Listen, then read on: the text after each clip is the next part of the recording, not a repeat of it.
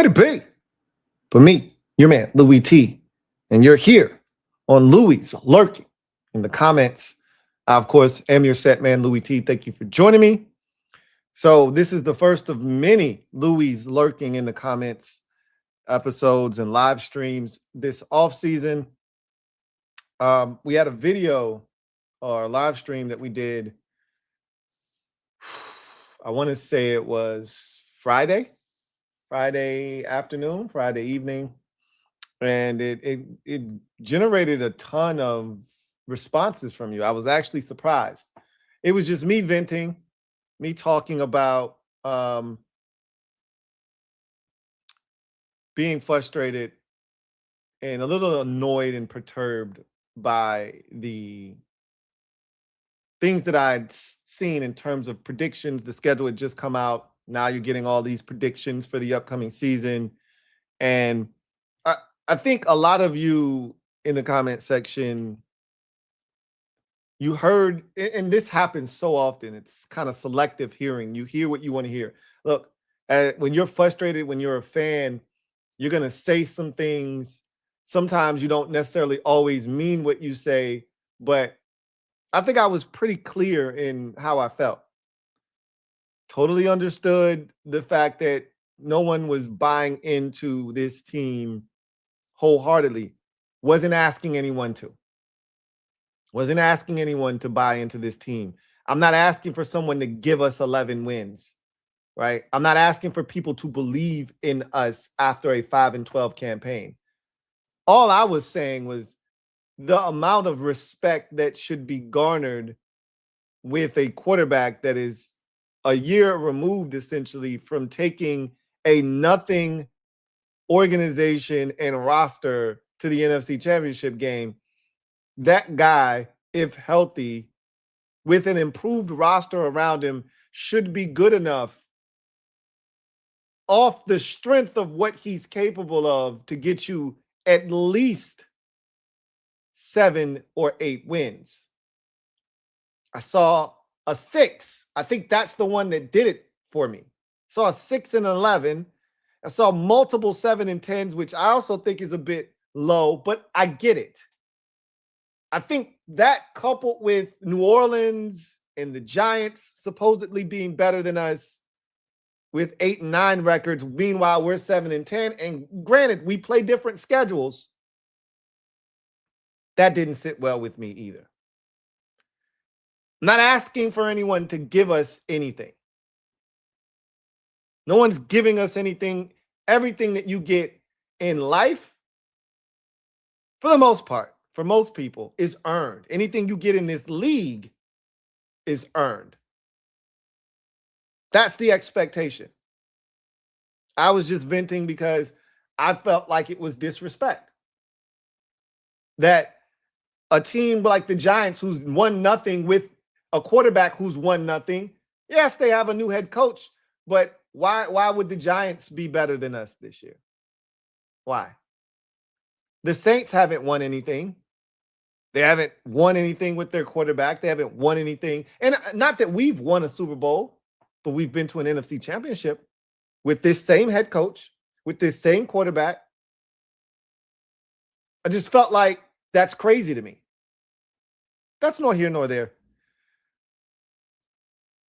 I want to get to the comment section because that's the genesis and the essence of what this is all about, what you guys are saying. And I'm going to react to what you guys are saying. So we're going to start with that particular video, which was, people sleeping on the Commanders. That video, which I felt like you guys, it elicited emotion. It evoked a little bit of emotion out of you guys as well. So that is where we're going to start this conversation. So we're going to go all the way to the bottom and we're going to work our way up. I hearted every comment that I felt like was pertinent. That's what I do on this show, to add to the discussion, and we'll go through those.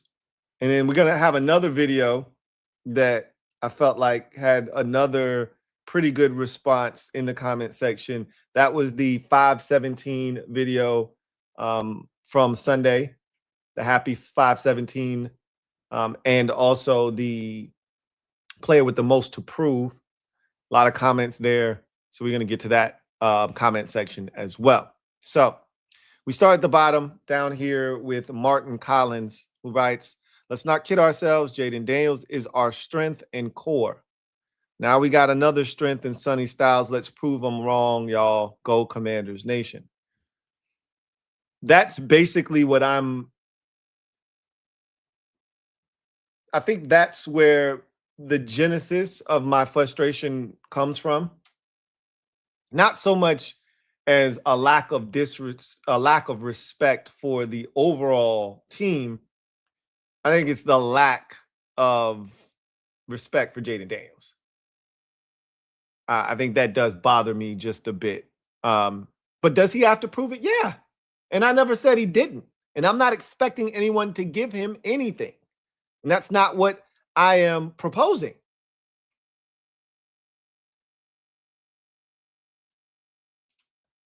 CJ Kellum says they need a better group of wide receivers if they're interested in having at least a winning record. Get Diggs now and Ayuk as soon as he's released, and we can possibly talk about 10-7. As far as the media sleeping on Washington, they see 2024 as an anomaly and 25 as business as usual. I don't agree with the notion that if they don't get receivers, this team can't be close to 10 wins. Like, oh, they better get these receivers or else this team is doomed and they can't win any more than 8 games or 7 games this season. I don't believe that. I don't buy that for 1 second. But I will say that adding a receiver will help this team. It'll help Jaden Daniels. It'll help the offense. It'll help the depth overall. I do agree with you as far as the media sleeping on Washington. They see 2024 as an anomaly and 2025 as business as usual. I don't disagree with that. I don't disagree with that. And it's our job to change that narrative, not theirs. So you're not wrong. And I told you that was the thing that hurt me the most about last season, was that I wanted to change the narrative. It was the last piece of PTSD that I was holding on to. And if they could string together 2 consecutive winning seasons with trips to the postseason, I would have been freed from those shackles. Instead, those shackles got even tighter. They remain, and it sucks. But it is what it is, right? Now we have to start over again, right? Derek B. I can always count on my guy, Derek B., to either be the voice of reason. I can count on him to be old man, get off my lawn, or just a contrary, right? A contrarian opinion, like almost for the sake of just creating an argument. Whatever the case may be, it's usually coming from a place of love with my guy, Derek B. He writes, looking for respect before you earn it is some YN bullshit. So let me stop him right there. First of all, I'm not a YN. Second of all, this is what I'm talking about when people have selective hearing, not asking for them to give us respect. Not asking for them to give us respect. Respect is earned, it is not given. I'm not asking for 10 or 11 wins. Didn't ask for that in this video. Was shocked that I didn't see more 8 or 9 win totals from people, but okay, that's their opinion. 6 wins is a slap in the face. I don't give a shit what you say, how you feel. We have to prove it. That's a slap in the face. We were awful, dog shit last year, and we won 5 games. You can't convince me that a healthy Jaden Daniels with a better roster, we don't know what these coordinators are. We don't know what they are. They could be awful. We've seen the worst of the worst here. 2023, we had a combination of the worst defensive play calling and offensive play calling. That was a 4-win team? That team won 4 games? And you're trying to tell me, and again, this is where my frustration comes from. You're trying to tell me that this team, with Jaden Daniels at quarterback, with a better roster around him, more talent than he's ever had, is only 2 games better? And I don't give a shit what the schedule is. I don't care. I've seen Jaden Daniels go into a team that was better than them and win. I've seen him do it. I've seen him defy the odds. So I'm not asking for respect or looking for respect before it's earned. If me being frustrated and upset that this team is being projected to win 6 or 7 games when they won 5 a season ago with a lousy roster, an injured quarterback, an injured roster, poor coaching, and again, assuming that these things will be improved this year. They can't be any worse than what we watched last year. Can't be any worse. That's me looking for respect before we earn it. Not believing that we're going to just win 6 or 7 games. 8 would have been fine. You wouldn't have heard me come up here and bitch and complain if it was 8-9, like the Giants and the Saints and the Panthers in certain instances. But again, he continues, after the 2025, this team is owed nothing from anyone. No arguments here. No arguments here. They don't owe us anything. That, again, we can separate the two. I can be upset, annoyed, disappointed at a projection that has us winning 6 or 7 games, and also agree with the fact that they don't owe us anything, and that because of what we did last year, some of it you've earned yourself. That doesn't preclude me. That doesn't stop me from having the emotion of that's disrespect. Doesn't stop me from feeling that way. I can feel like 6 or 7 wins is a slap in the face, and also simultaneously acknowledge that while I don't like it and I feel like it's disrespect, I understand why someone would want to paint that picture. Take that brush and paint that picture for this team. With you, it's always black and white. There's no in between. There's no gray area. That's not what this conversation is. There's plenty of gray area. The lack of faith is more about DQ, which is fine. And it extends beyond DQ, but it starts with him. He selected coaches this offseason. That's on his jacket. If they don't work, that's charged to his account. That's on his rap sheet. The unproven coaching staff and the rebuilt roster than it is about Jaden. But you can't separate the two, is my point. You don't have to believe in Dan Quinn. You don't have to believe in the coaching staff. Yep, they're unproven. It's a rebuilt roster. Come on now. If you watch football, you've been around the block, you know, you can look at it on paper and tell this is a roster that is light years better than the roster that this team had in 2024 when they won 12 games and the roster they had last year when they won 5. If Jaden Daniels is healthy, with the roster that they're going to put around him, we don't know what the play calling is going to be on offense or defense.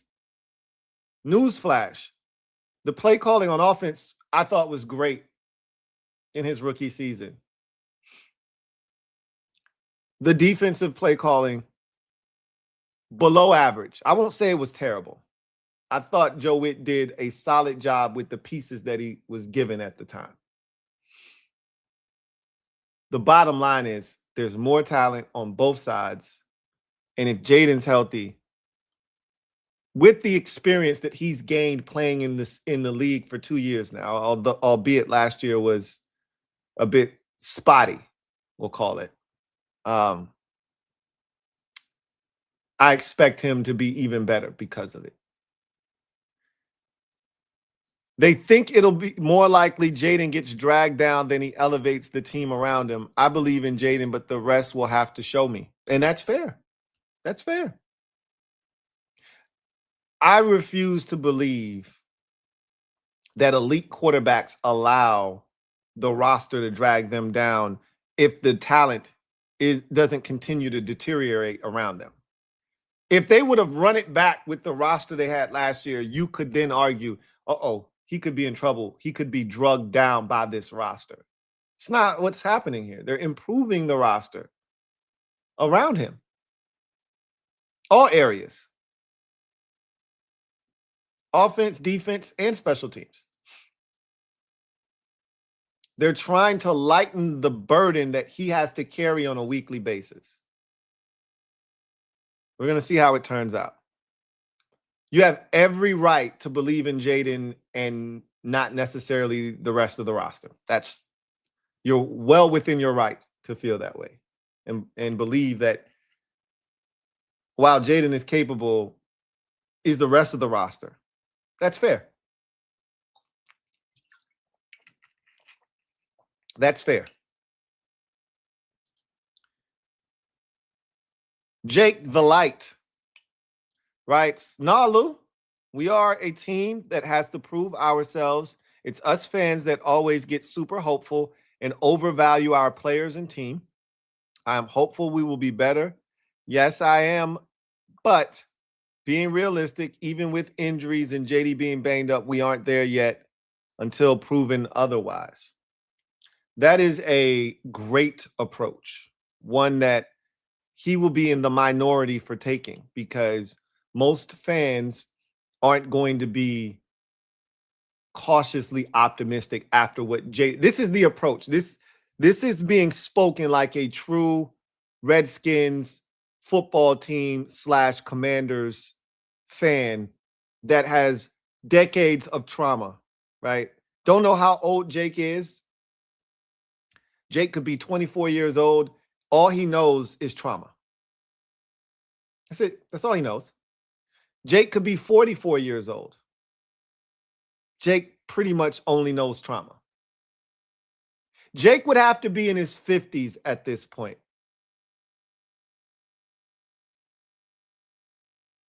Pushing 50 or in his 50s to have seen enough winning to combat some of the trauma that has overtaken his fandom over the last 20, 25, 30 years. Yes, as a fan base, we do. This is the time of the year that you do that. This is the time of the year where you get excited, especially if your team has given you a reason to be excited, which our organization has via the draft, free agency, and all of the things that they've done to the coaching staff. There's a reason for excitement. This is a great approach to have. It's a realistic one. Nothing wrong with that. But there's also nothing wrong with being excited. I talk about hopium all the time. I'm a glass half full guy. That's just my personality. It's just the way I'm wired. So I'm going to look at that same situation that you're looking at, and you may be either even keel, right? You're not one way or the other. You're not swayed by the situation. Or you could be negative and think, schedule's pretty tough. I don't like our chances right now. Meanwhile, I'm going to look at that same schedule and I see opportunity.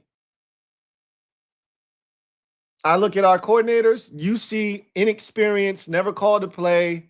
I see they've never seen this guy's play calling. They don't know what's coming. I liken it to you know, and it's not the same as Cliff in 2024 because Cliff had caught plays in the NFL before. But I liken it to Cliff being with Jaden and them not knowing how he was going to deploy Jaden. All they could do was assume he was going to deploy him and dispatch him like he did Kyler Murray in Arizona, but they couldn't know. You're not wrong, Jake. Our fan base is one, much like the other 31 fan bases in the league that get overly excited, overvalue their players and team.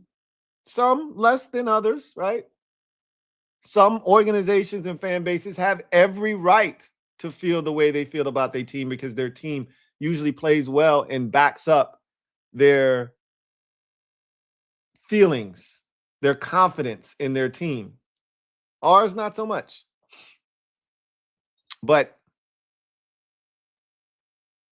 we'll see what happens. We'll see what happens, Jake. But that's spoken like a guy with some battle scars, with some scars. And that's okay. That's okay. TJ Ryder says most of us believe in Jedi 5 way more than Terry and Friends. If you believe in Jedi 5, then you're going to need to believe in Terry and Friends. Because his success is tied to the guys he's throwing the football to. So there's that. Calvin Person, thank you for the super chat. Greatly, or thank you for the comment. Excuse me. Who writes, Commander Lou. What's up, Calvin?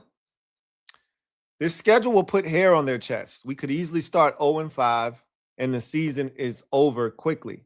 Adding Brandon and Diggs might need to be done. Can our current cornerback room hold up? I don't think so at all. And if we have injuries, we are really done. You're not wrong. You know, the start to the season it is imperative that they get off to, at worst, a 500 start after the first 4 weeks of the season. You start 0-3 and this thing's probably done. Probably done. I mean, you could theoretically start 0-3, go over to London, win, come back, beat the Giants, and then set up a massive week 6 matchup on Monday Night Football versus the 49ers on the road to get back to 500 before your bye week.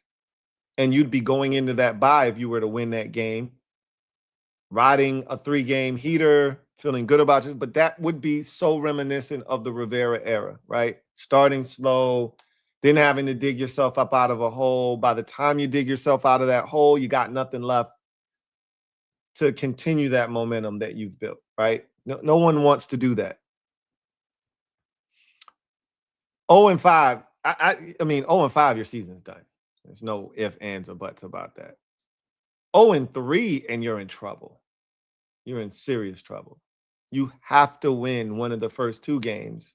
And even if you don't, you have to beat Seattle, right? Because winning one of the first 2 games puts you in a position where if you don't beat Seattle in week 3, you can then go on, I'm about to say on the road, but to London, beat Indianapolis, get back to 500, and then you have a chance to get over 500 if you can beat the Giants at home in week 5. So it's imperative that you split the first 2, bare minimum. You want to win both, obviously. You got to get one of those 2. They're not going to add Brandon Ayuk and Stephon Diggs. It's one or the other. I think it's going to be Brandon Ayuk, but we'll see. Can our cornerback room hold up? Great question. None of us know the answer to that. If we don't get pressure on the quarterback, yeah, the secondary is going to be in some trouble. But you can say that about anybody's defense. I don't care how good your corners are. If you can't get to the quarterback, it's going to be a long day, long game, and ultimately a long season. So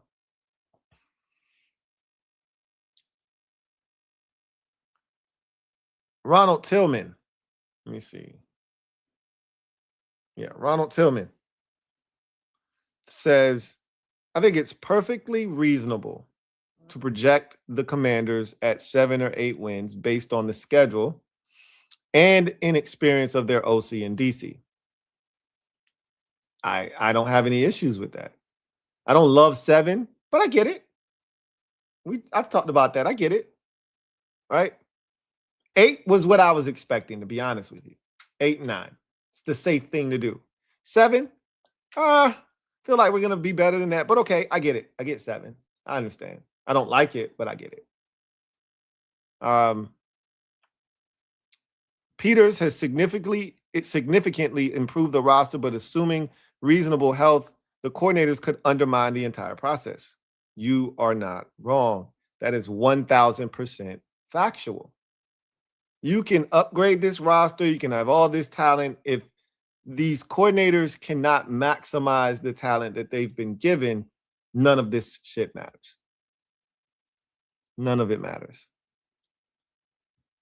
If they would have hired experienced coordinators with a proven track record, the reckless win totals that you and the Kings, with the exception of Ed, would seem more realistic and not based on hopium. So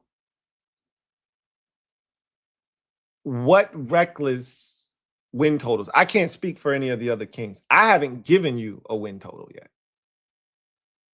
I've given you ranges. I've said that the ceiling is 12. I hope they can win 11. I feel like 11 is more realistic. The floor is 8. I haven't given you a win total yet. But you know it's going to be on the positive side if I like what I see, during the preseason and the things I'm hearing coming out of camp. I'm already on the high side because I believe in the moves that have been made this offseason. I've already said to you that I believe this is the best offseason that General Manager Adam Peters has had in his 3 years here in Washington. So you already know where I'm headed anyway. But I haven't given you a win total yet. I haven't given you a prediction. But I'm always spreading hopium. So you're not wrong. Like, I'm not running from that. I'm a big hopium guy. McJax says, who has a tougher early schedule than us? Philly and Dallas, because they face us. I love the optimism, but we're on the road. Yeah, they got to play us, but we're on the road. So they'll be favored in those games. They'll be favored in those games. Key himself says our ceiling is 12 wins. Our floor is 8 wins, 10 and 7. That's kind of where I am right now. I just told you I think the ceiling is 12, although realistically I think it's more along the lines of 11. But 12 is the ceiling more likely than not. I think the floor is 8. And 10 and 7, it splits the difference. That's probably where I am right now. But again, I want to see how everything kind of looks because I could push it to 11. I could downgrade it to 9 and 8. I could go with the floor and say, yeah, I'm not really feeling this. It's 8 and 9. Highly unlikely that I do that, but you never know. You never know. I'm kind of right there with you, Key himself. Mr. DCB 215 writes, I've been watching the full games from the 2024 season. There were 3 offensive skill players that I hope we can replace because they were huge for us in big moments. Ertz, Eckler, and Zacchaeus. I'm fairly sure we can replace the production of Ertz and most likely Zacchaeus. I'm not sure, however, that there's a back on the team that has the skill set of Eckler. Good in protection, excellent receiver out of backfield, and an instinctive runner. So you're not wrong about, those guys stepping up, especially Zacchaeus down the stretch of the season. Early in the season, he was solid, but he wasn't, making a ton of noise. But as the season wore on, especially as we got close to that bye week, and then after that bye, Zacchaeus became huge. Ertz and Eckler were massive for us in 24, and um, you definitely can replace the production from Zacchaeus. We believe Ertz's production, and I don't want to dismiss what Ertz did. Like that, those are big shoes to fill. You know, before he got injured last year, Ertz was on pace to lead the team, and you know he was right there with Debo. I'll just say that. And then in 24, he was our second receiver essentially after Terry. So I feel like Chig is gonna give us what Ertz gave us and maybe then some. The question is, can he replace his red zone productivity? That's where Ertz really shined. Eckler, I feel like of the three guys, you can produce someone that can fill that void. Like that's what Rashad White is here for. Honestly, really good pass protector, can catch it out of the backfield. He's an instinctive runner, is Rashad White. Is he going to make guys miss like Eckler did? Maybe not. Probably not. But I think those three guys, you have players on this roster that can not only replace, but maybe even exceed their productivity in certain cases. I think Chig can exceed Ertz's production. I know Antonio Williams is going to exceed Zacchaeus's productivity. And I think Rashad White can give you, you know, what Eckler gave us in 2024. So we'll see.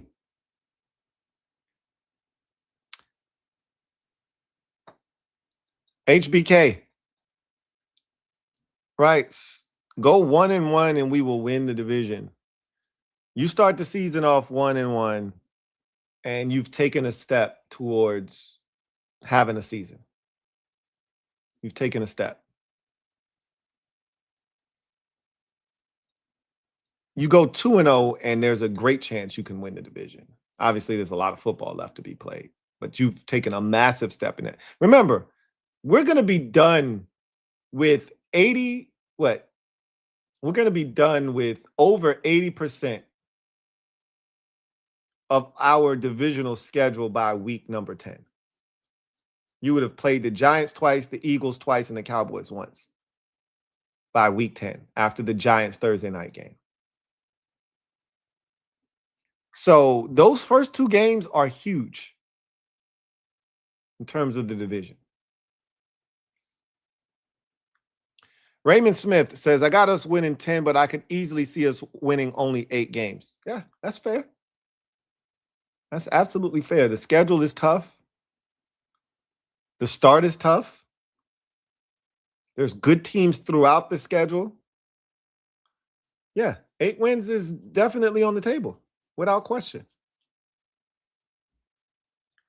Turf Wars says, who's going to be our Austin Eckler this season? Rashad White. Rashad White.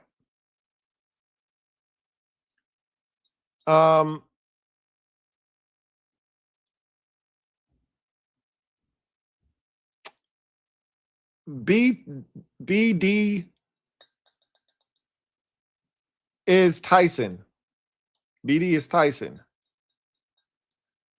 Says, not to mention their darling Caleb Williams hasn't sniffed 60%. And this was in reference to me talking about some of the disrespect being hurled at Jaden Daniels.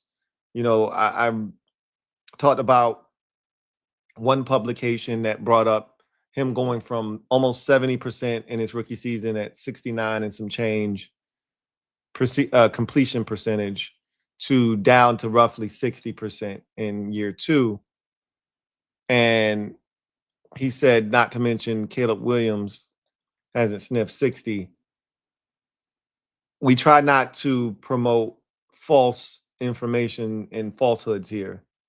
You know, Caleb Williams did not exceed 60% completion percentage in 2025, this past year. But he did exceed that in his rookie season. Barely, but he did do it. So can't say that he's never sniffed 60, but he did not sniff 60 in what most would call a tremendous sophomore season. He had 58% completion percentage. So there's that. Mr. Attitude Era says, never scared of division play. The boys better start in OTAs with that dog mentality going into the season. No excuses, just all high-level football. I expect that out of this team right now. And that's fair to expect that out of this team.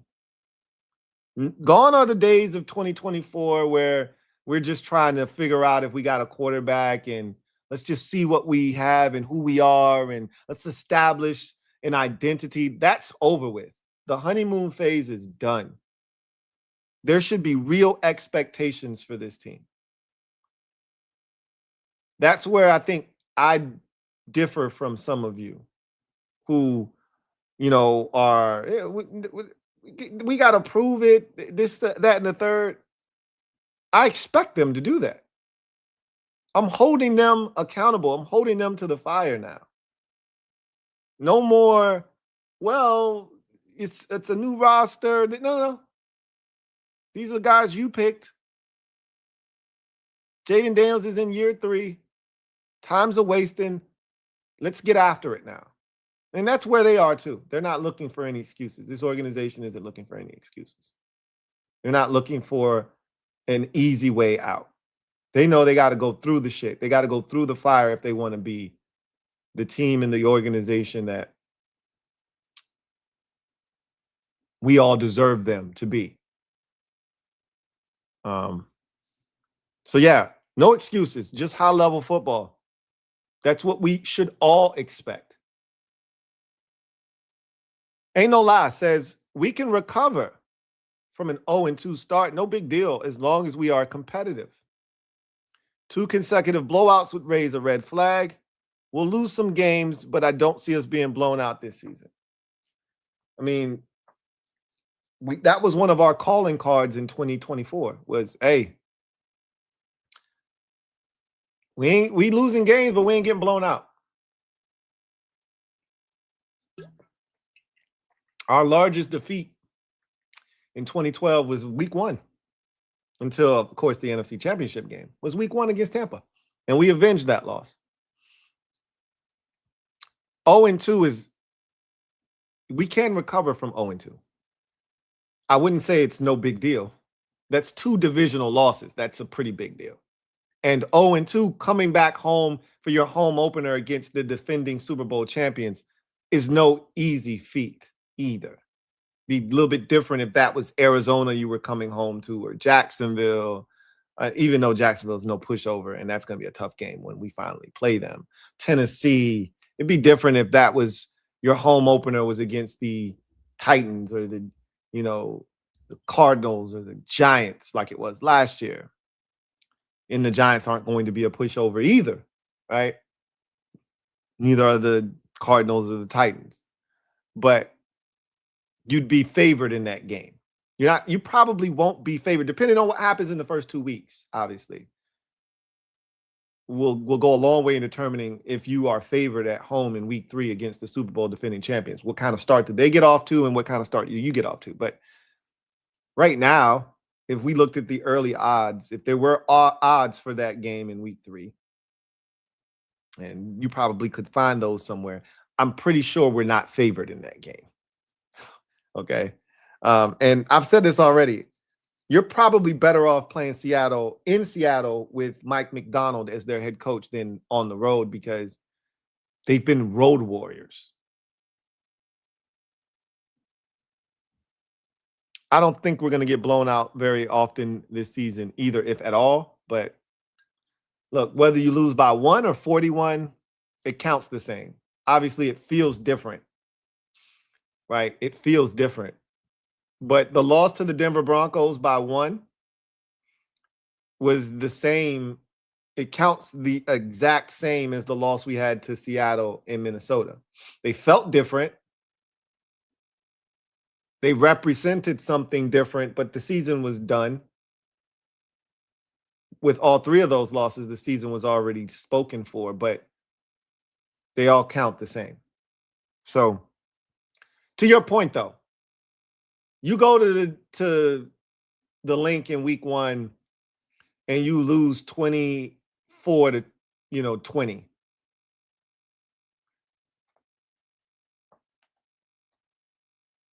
And then you come back the following week and you lose to Dallas 24-23.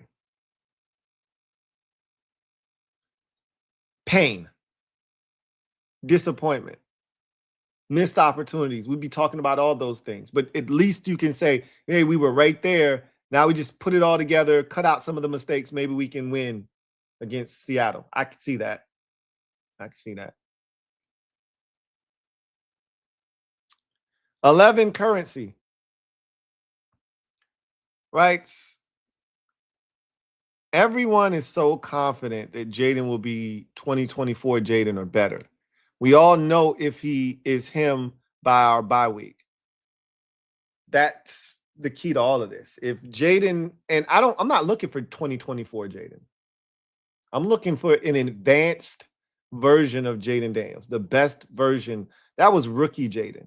He didn't know what he didn't know in 2024. I'm expecting him to be light years better than he was in his rookie season. Light years better. I'm not looking for 2024 Jaden. I'm like you said, or better. I'm looking for the or better. We'll know right away. I don't think you have to even wait till the bye week. We'll know. By the time we get to London after the first 3 games, we'll know what type of time he's on and what he's doing. And he may get better. He may get off to a slow start in this new offensive scheme. He's under center for the vast majority of the snaps, and that's going to be the first time in his career at any level that he's been under center this often. So he's going to be in a gun some too. It's not like there's going to be no shotgun. This isn't Joe Gibbs 1.0, but it might be an adjustment and a transition for him early in the season. So to your point, it might be the bye week where he finally starts to work out a lot of the kinks and gets comfortable and acclimated to the offense. I'll be shocked if he doesn't come out of the gates swinging. Week 1 on the road at Philly. They've been a tough opposition for him. He struggled against the Eagles. I'll be shocked if he doesn't play well in week 1. Shocked. Dave in DC. Our front 7 could be scary for other teams to stop. I think we are such a better team this year than 2024. We played great in the beginning of the year to play those 3 teams. If you're going to win those games, you're going to have to play great. You're not going to beat the Eagles, Cowboys, or Seahawks with subpar play.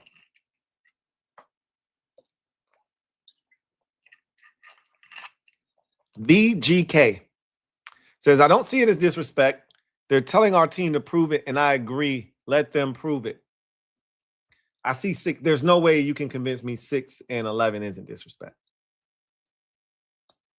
I'm wired differently, I guess.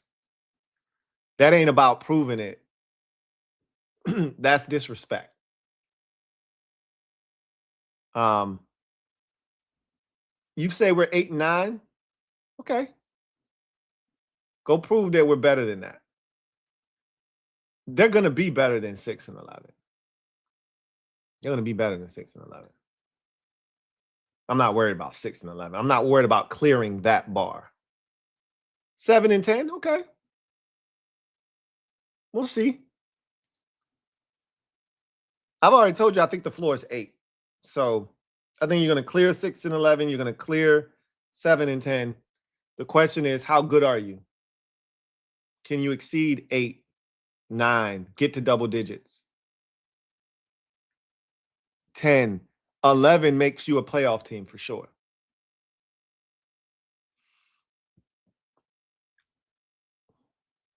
Michael Franklin writes, Lou, relax. It's a brand new season. We have better talent and new coordinators. Anything can happen. I personally don't give a damn about the mainstream sports media, what they think about our football team, period. I'm looking forward to kicking Philly's ass belt to ass, homie. It's a brand new season, which is why it comes with brand new excitement. Tons of it. If you're someone like myself who loves him a good vial of hopium. There are plenty of reasons to be skeptical. But I always like to see what other people think about us, because I always talk about this ecosystem that we've created. This bubble, if you will. It's sort of an incubator. Protects us from the outside noise. And there's a lot of it. And some of it warranted. Some of it not so much. We like all the good stuff. We don't want to hear the bad stuff. It's good to hear all of it. Keeps you grounded. Now I know. Now you can't surprise me with how people feel about us. Whether you think we're going to be great and we could make a run to the Super Bowl, whether you think we stink and we'll be one of the worst teams, you can't surprise me now. I've been exposed to it all. That was my first exposure to, oh no, y'all ass. Like y'all went 5-12 last year and you're closer to that than you are 2024. Really? You don't say. Okay. All right, now I know how some people feel about us. And it's not just people that's hating. This ain't Adam Rank, right? I don't give a shit about Adam Rank. I don't care what he thinks, because I know his opinion is biased. These are people who are neutral. They have no skin in the game. You know, they work for publications like Bleacher Report and Yahoo Sports and Sports Illustrated. They don't give a shit. They may have a rooting interest. They may have a favorite team they root for, but they put that aside and they just tell you what they think is going to happen based off of what happened last year, moves made this offseason, the schedule, etc. And if you think we're a 6-11 team, 7-10 team, okay. I don't have to agree with it, and I don't, but I get it. I don't have to like it, and I don't, but I get it. And it's our team's job to go out and prove them wrong. So I like to bring this stuff up, because if you don't, and we just keep talking about how good we are, it becomes the echo chamber. And that's dangerous. That's more dangerous than anything, because then you start to believe it when you hear it over and over again. You watch this channel and you watch Rio's channel, and, you know, Ed is usually the voice of reason, right? This is why I always tell you Ed is necessary. Because even when Rio and myself are hyping this team up and Rico's telling you why everything we're saying is supported by these numbers, Ed's like, I don't know about that. Ed is always the one that pops the balloon. And you need that. You need that. Which is why I brought all of this up in the first place. Damon Bullock writes, if we beat Philly and Dallas the first 2 weeks, we good. We're going to beat the Colts in London. Seattle up in the air. I see 3-1 in the first 4. If you beat Dallas and Philly the first 2 weeks, you will be riding an incredible high that this fan base, it'll be hard to get them off of that cloud. You know, they'll be on cloud 9. When we're flying over to London, you'll see Commanders fans in the sky, because we'll be on cloud 9. I do believe we'll beat the Colts in London. I do believe that is a game that I talk about. You have to win. That is a game you most certainly have to win. Seattle is absolutely up in the air. I hate that that's our home opener. League did us no favors there. You get off to a 3-1 start, I'm going to tell you that we're about to go have ourselves a season. You get off to a 3-1 start, that means you beat one of, if not both, Philly and Dallas. But I've always said, if you just split that, you feel good. You feel great. If you sweep that first 2 game set. And if you ask me which one would I prefer, give me the Seattle win because it's an NFC opponent. I'd be disappointed if we lost to the Colts after starting 3-0, to be honest with you. For momentum purposes, you'd lose the game at home to Seattle, go over to London, win, and that would bring you back home with some momentum to take on the Giants in week 5. But 3-1 in the first 4 games means we're about to go have ourselves a season. Barring any kind of catastrophe, unforeseen circumstances, let's go have ourselves a season. Bobbs writes 11-6. A lot would have to happen and fall into place for an 11-6 record. It's not impossible, but in order for that to happen, this team has to play really good football from the start of the season. They can't wait. There's a such thing as getting hot, and they could rattle off 7 straight wins, but you find me where in this schedule there's 7 straight wins. Again, we've talked about that stretch from week 12, I believe it is. Because I think the Cardinals are 12 and the Titans are 13. That final stretch, if you're going to do it, that's where it would be. But it's still tough winning a bunch of games. There's Jacksonville in there. There's Houston in there. There's Dallas, obviously at the end of the season. There's Minnesota in there, which has been a house of horrors for us. Like, I don't see anywhere in the schedule where you're going to rip off, 5 or 6 straight. There's a Rams in there that's going to break up anything that you're trying to do unless you're game, unless you're capable of beating the Rams. Again, there are no winnable games on the schedule where it's a kamikaze mission, but it's going to be tough. Seattle at home is tough. The Rams at home, tough.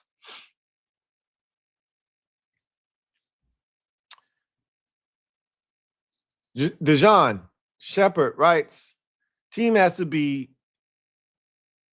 it says team has to be consistent. That's true.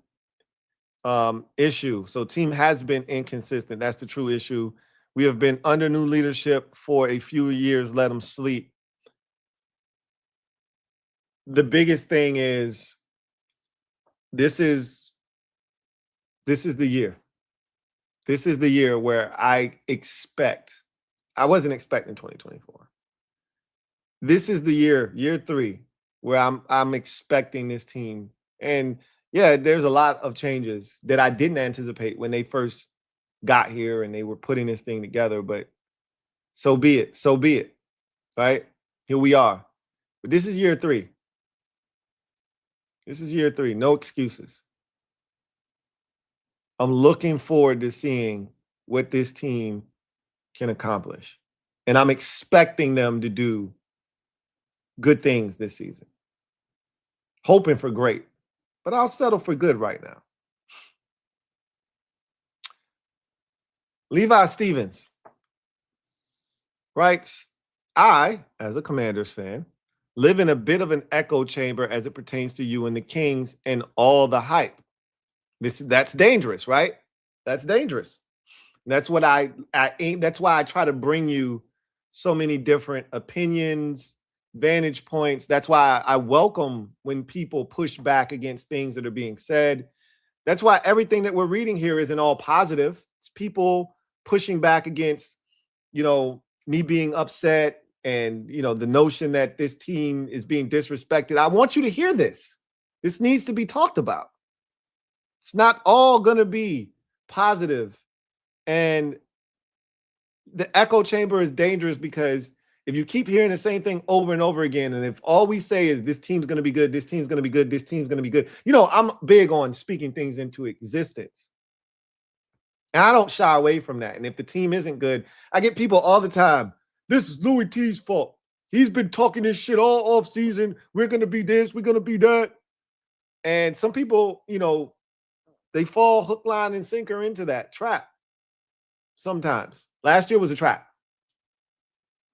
And if you want to charge me with setting a trap, guilty as charged.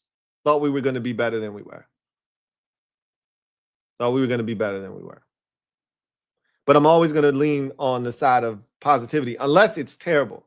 There have been certain years like 2021 where I knew we weren't going to win shit. And I said it before the season. 2019, knew we weren't going to win shit. And I said it before the season. There have been seasons where you knew this team can't win, bro. Unless it's that, I'm going to be positive. But he says, I live in a bit of an echo chamber as it pertains to you and the Kings and all the hype. That said, I think JD5 is the truth, and this new defense knows what's at stake. And I feel like Rio, man, let him sleep. And I mentioned that Rio said, let him sleep in the video. I talked about me and him having a conversation. He said, don't worry about it, let him sleep. And so he was basically piggybacking off of that. I too think JD5 is the truth. And I do think this new defense is going to be legitimate. And that's part of the reason why I'm so confident. The defense can't be any worse than Jaden's had in his first 2 years. Can't be any worse. Can only go up from where they've been. And the offense is better. Now, is the offensive play calling going to be better? Is the run game going to be legit? We don't know. These are all things that we don't have the answers to right now. But yeah, the echo chamber is a real thing. And I tried to do my best to provide a platform that doesn't promote the echo chamber every stream. There's going to be a lot of, cheerleading in the offseason because I'm positive, I'm optimistic. I'm high on this team. I'm bullish on what has been done this offseason. But I always tell y'all, if you're looking for some cheerleading and pom-poms, and this ain't the channel. Because we get people that get upset when you're talking negative. I remember last year I did a video when they failed to sign one of the edge rushers that I had alluded to. And then I think they brought in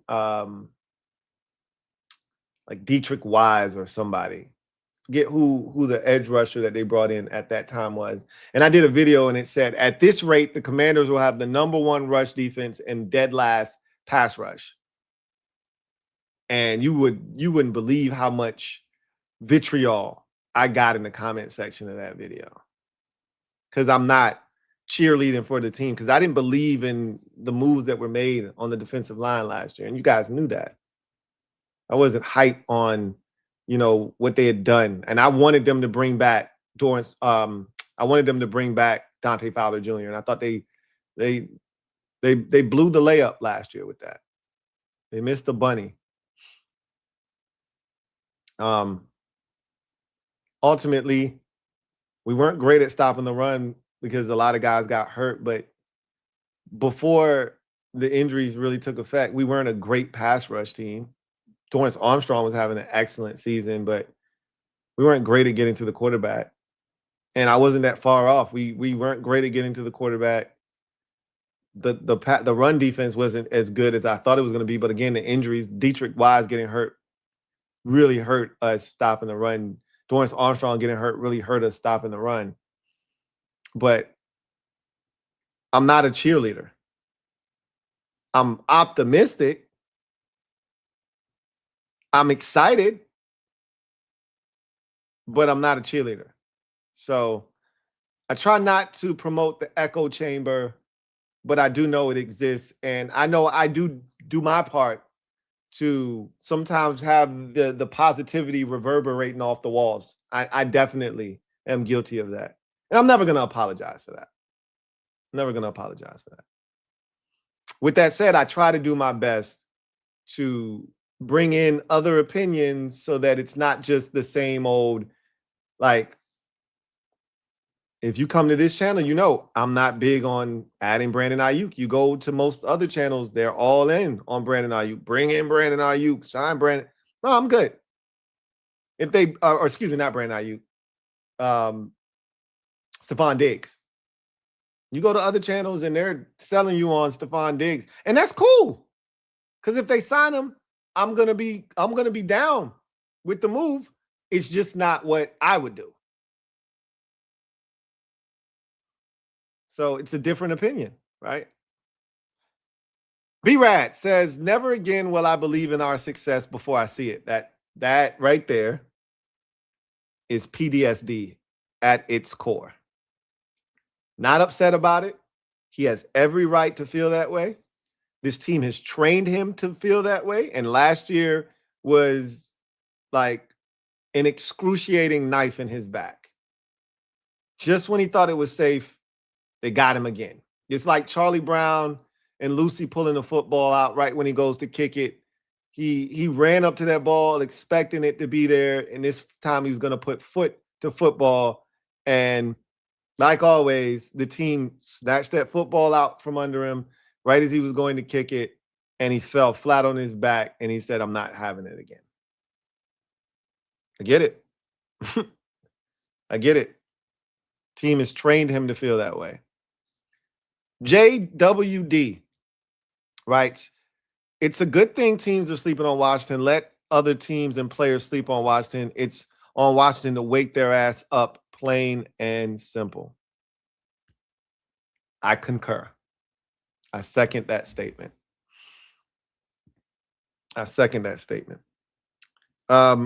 Art by Rapid writes, I've been feeling this way, brother. He probably was seeing a lot of the things I had been seeing, and it made him feel some type of way too. Cypher writes, yeah, they sleeping on us heavy. They are. But again, that's okay.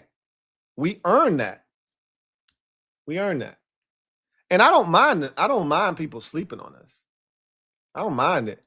Again, I consider 7 and 10 sleeping on us. That's not unreasonable. 7, 6, and 11 is unreasonable. That's disrespect. That's disrespect to me. That's disrespect. 7 and 10, I don't like it. You're close to disrespect, but it's not disrespect. What is our number? 7.5? So 7 isn't that far from 7.5, if that's the number.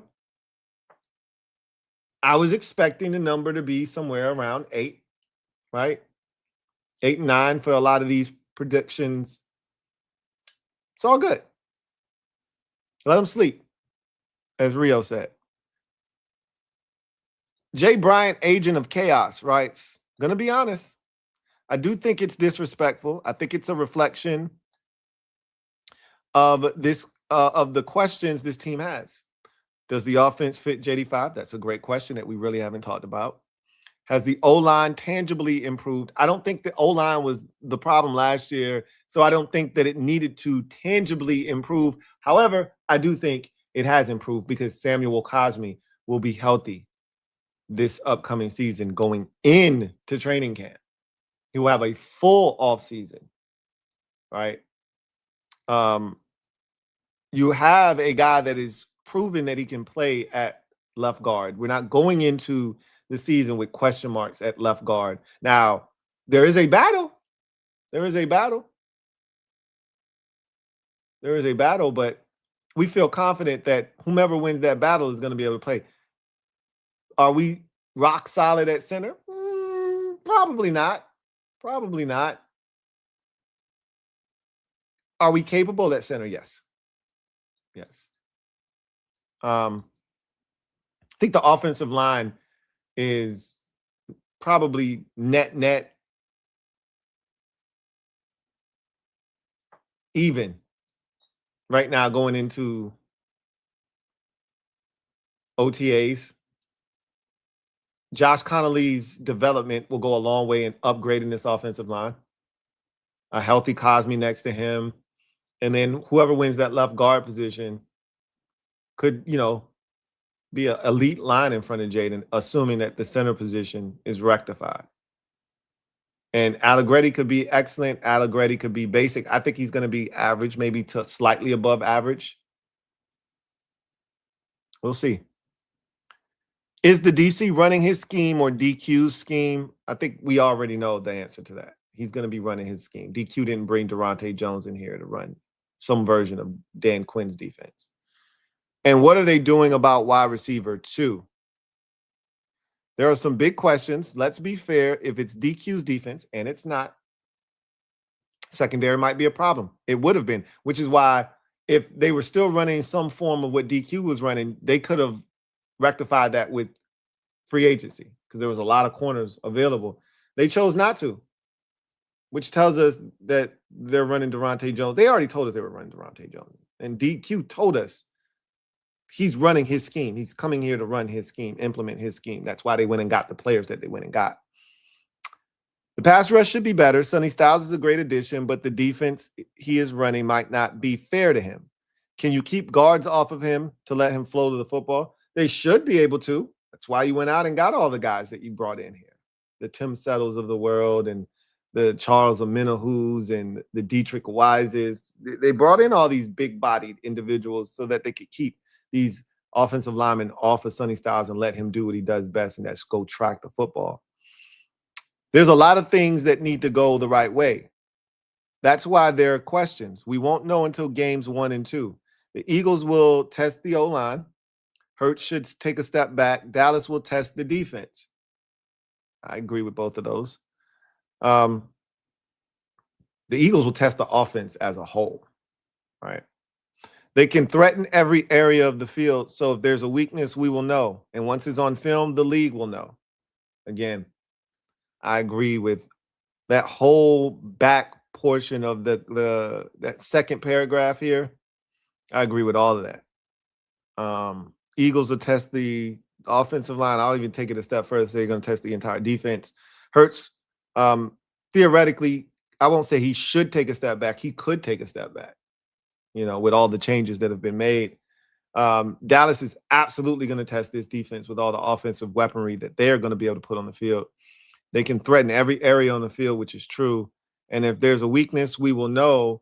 And once it's on film, the rest of the league will know. And it's a copycat league. So I agree with all of that. Really good comment from Jay Bryant, agent of chaos. Timothy Swindell writes, I didn't go diving for record predictions for us. Smart man. I did see 8 and 9 and 7 and 10. So you didn't see the 6 and 11 that I saw. I, like you, was naive and thought that the reputation of Jaden Daniels and the fact of our extensive injury history would garner us the respect that people would at worst predict 9 and 8. I didn't think 9 and 8. I was thinking 8 and 9. I saw someone say we are likely starting 0 and 4. Yeah. Meanwhile, I see people pouring the praise on the Giants just off of John Harbaugh. Come on now. They still have to go to battle with Jackson Dart. Neighbors and Scatterboo coming off of injuries. And they ain't beat us with or without Dart. But we're so bad that the team we swept is going to suddenly leapfrog us. It's very obvious to me that the vocal minority didn't watch our team last year and don't know that we had more injuries than just Jaden and Terry. The injury-prone narrative is the most maddening. I believe in the boys, and I have us with a floor of 11 and 6 and a ceiling of 13 and 4. I was with you the entire way until your floor was 11 and 6 and your ceiling was 13 and 4. But yeah, I agree with 90% of what you said here. That was another thing that really pissed me off, right? The 6 and 11, then the confidence in the Giants all of a sudden, and not for the Saints and other teams like that to be catching strays, but like, seriously? Really? That's what we're doing here? Saints finished the season hot last year. All of a sudden, they're chic now to be hunting, sniffing around the postseason, which is cool. Harbaugh to the Giants, and now all of a sudden the Giants are, 8 and 9. We'll see. We could be sleeping on the Giants, and they could ultimately be awesome. And Harbaugh's, impact is felt immediately. We'll see. We'll see. Will Morales writes, the skeptics are saying you have 2 new coordinators leading for the first time, and have you given JD5 enough weapons to succeed? Again, those are 2 concerns that are real. I think you've given enough. We talked about this. That was actually a stream that we did. Has the team done enough around Jaden Daniels? And we talked about, if you're just talking about offensively, you could argue that they haven't done enough and that they have to do something else along the wide receiving room.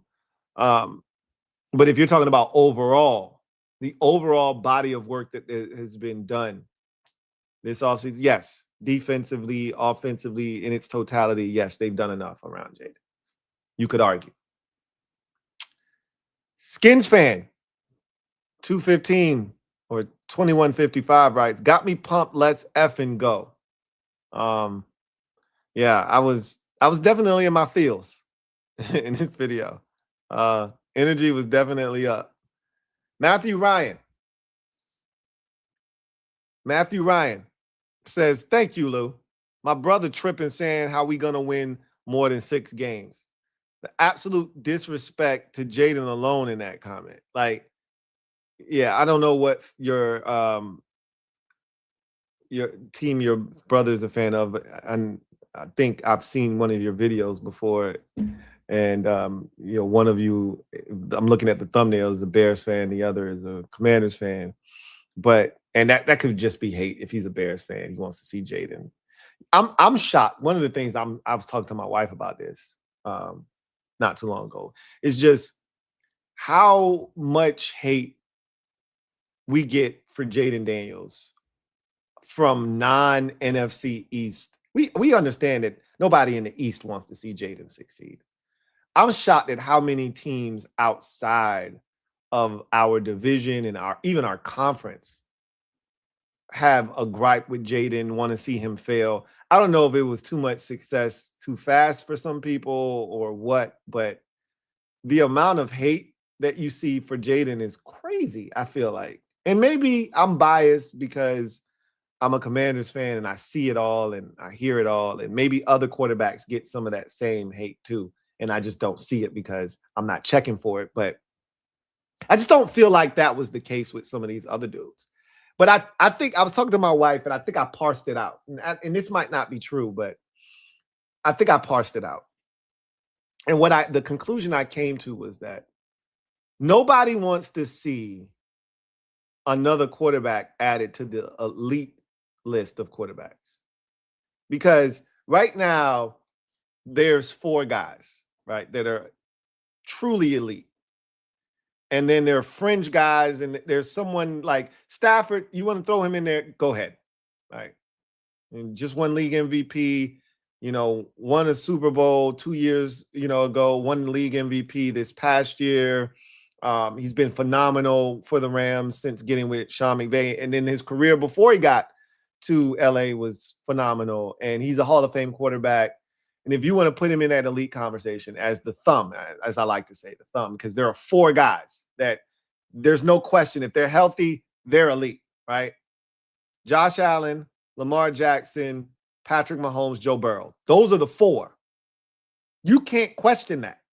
I don't give a shit. Argue with your mama, your auntie, your grandma. Don't argue with me. I ain't trying to hit a shit. Now, I want Jaden to be the thumb, right? And I think he's going to get there eventually. But right now, Stafford's probably the thumb. Stafford's the thumb, right? And that's cool. I don't think people want to see Jaden be the thumb. They don't want to see him round out that 5. Because you can convince yourself that there's a space in there for your favorite quarterback. That somehow Dak Prescott or Brock Purdy or Jordan Love or Drake May or Bo Nix or Caleb Williams can be that 5th guy. Justin Herbert, whomever. I think that's where the hate comes from. Like, I don't want to see him become one of those elite quarterbacks. We don't want to see him add his name to the ranks of the best in the league. Because once you establish yourself as that, ain't no going back. You're a part of that group. Lamar ain't won shit in the postseason. We don't care. Okay? That man's won 2 MVPs, should have been 3. We don't care. Lamar Jackson is elite. Josh Allen is elite. Joe Burrow can't stay healthy to save his life. He ain't been in the playoffs since 2021. Elite. They don't want to see Jaden join that group. So that's probably where the disrespect comes from your brother. He doesn't want to see Jaden be great. He doesn't want to see Jaden be great. Martin Collins says, we're going to be 11-6 in my well-versed opinion. Go Commanders Nation, kick some ass this year. I would love 11-6. That means we're a playoff team. You might win the division at 11-6. You might win the division at 11-6.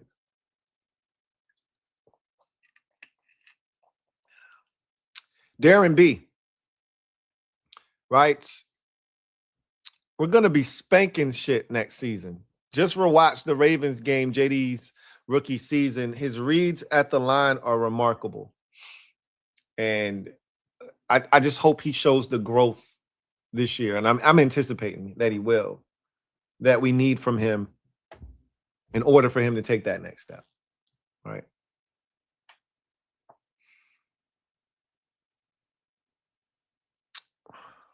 Hold on 1 second. I think I might have missed the boat on something, but let me just check real quick.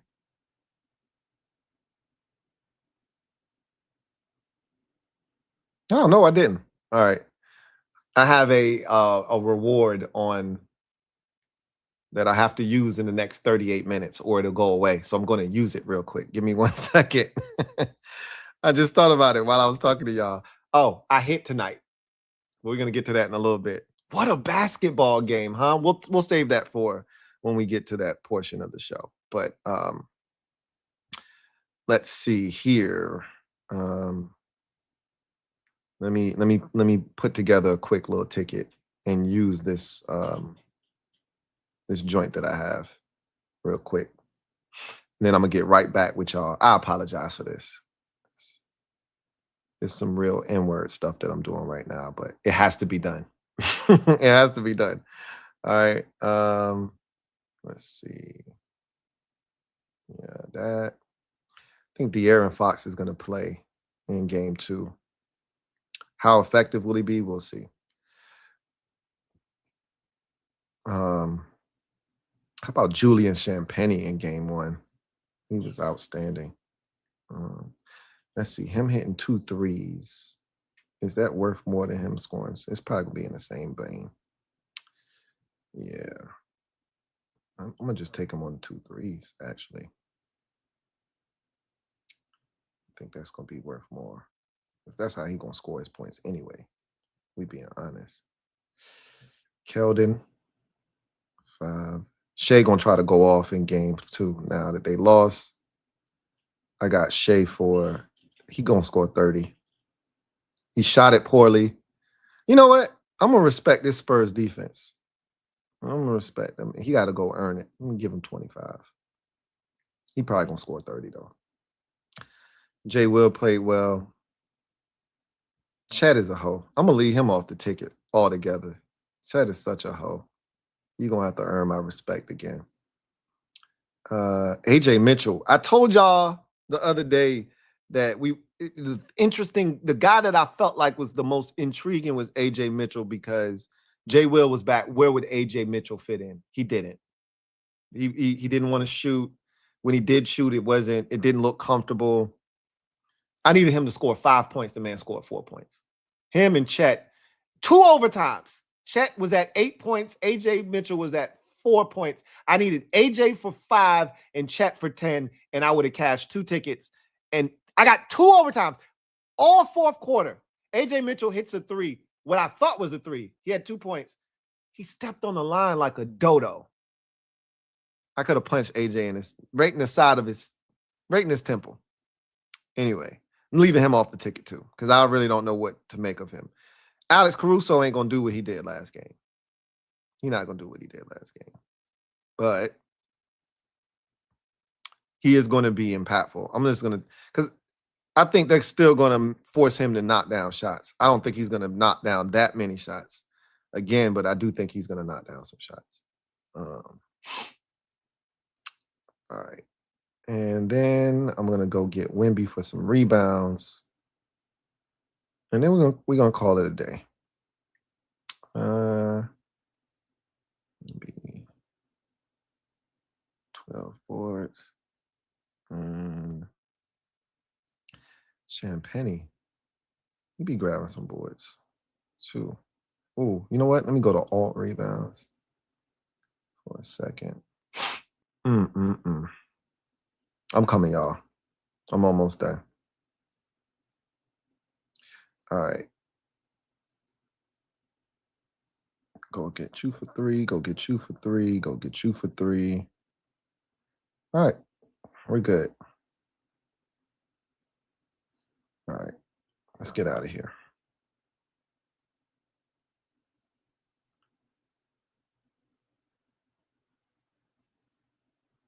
All right. I'm back. Sorry about that. I had to do that. All right. So, Deontay Daughtry. I'll probably just edit that portion of the video out. Where are we at? What mark are we at? 120 mark. I'll go back and probably edit that part out. Deontay Daughtry writes, "Let them sleep. We're coming." I hope so. I hope so. I hope so. That's where my mind is. We'll see. Juan Harrison writes, "We all know this is the NFL, not Pop Warner. So every year, each team has to prove it because every year is different. Let the haters spit their venom while we prove them wrong. It's a beautiful thing. Every year in the offseason, the national media predicts that Dallas Cowboys are going to win the Super Bowl. Every year, year after year, same old talk, and them boys are currently 2 seasons removed from the postseason. To hell with all the talk. Let's lace them up and move some furniture. Funny how outsiders talk about the Commanders should fear the e-girls and the boys. Let's rock. Can't wait. Hashtag raise pure hail." Yeah. Dallas is talented. Now, I don't think they're going to win anything as long as Jerry's, as long as the Joneses have anything to do with it, especially Jurr. They ain't going to win a damn thing. But they're talented. There's no doubt about that. So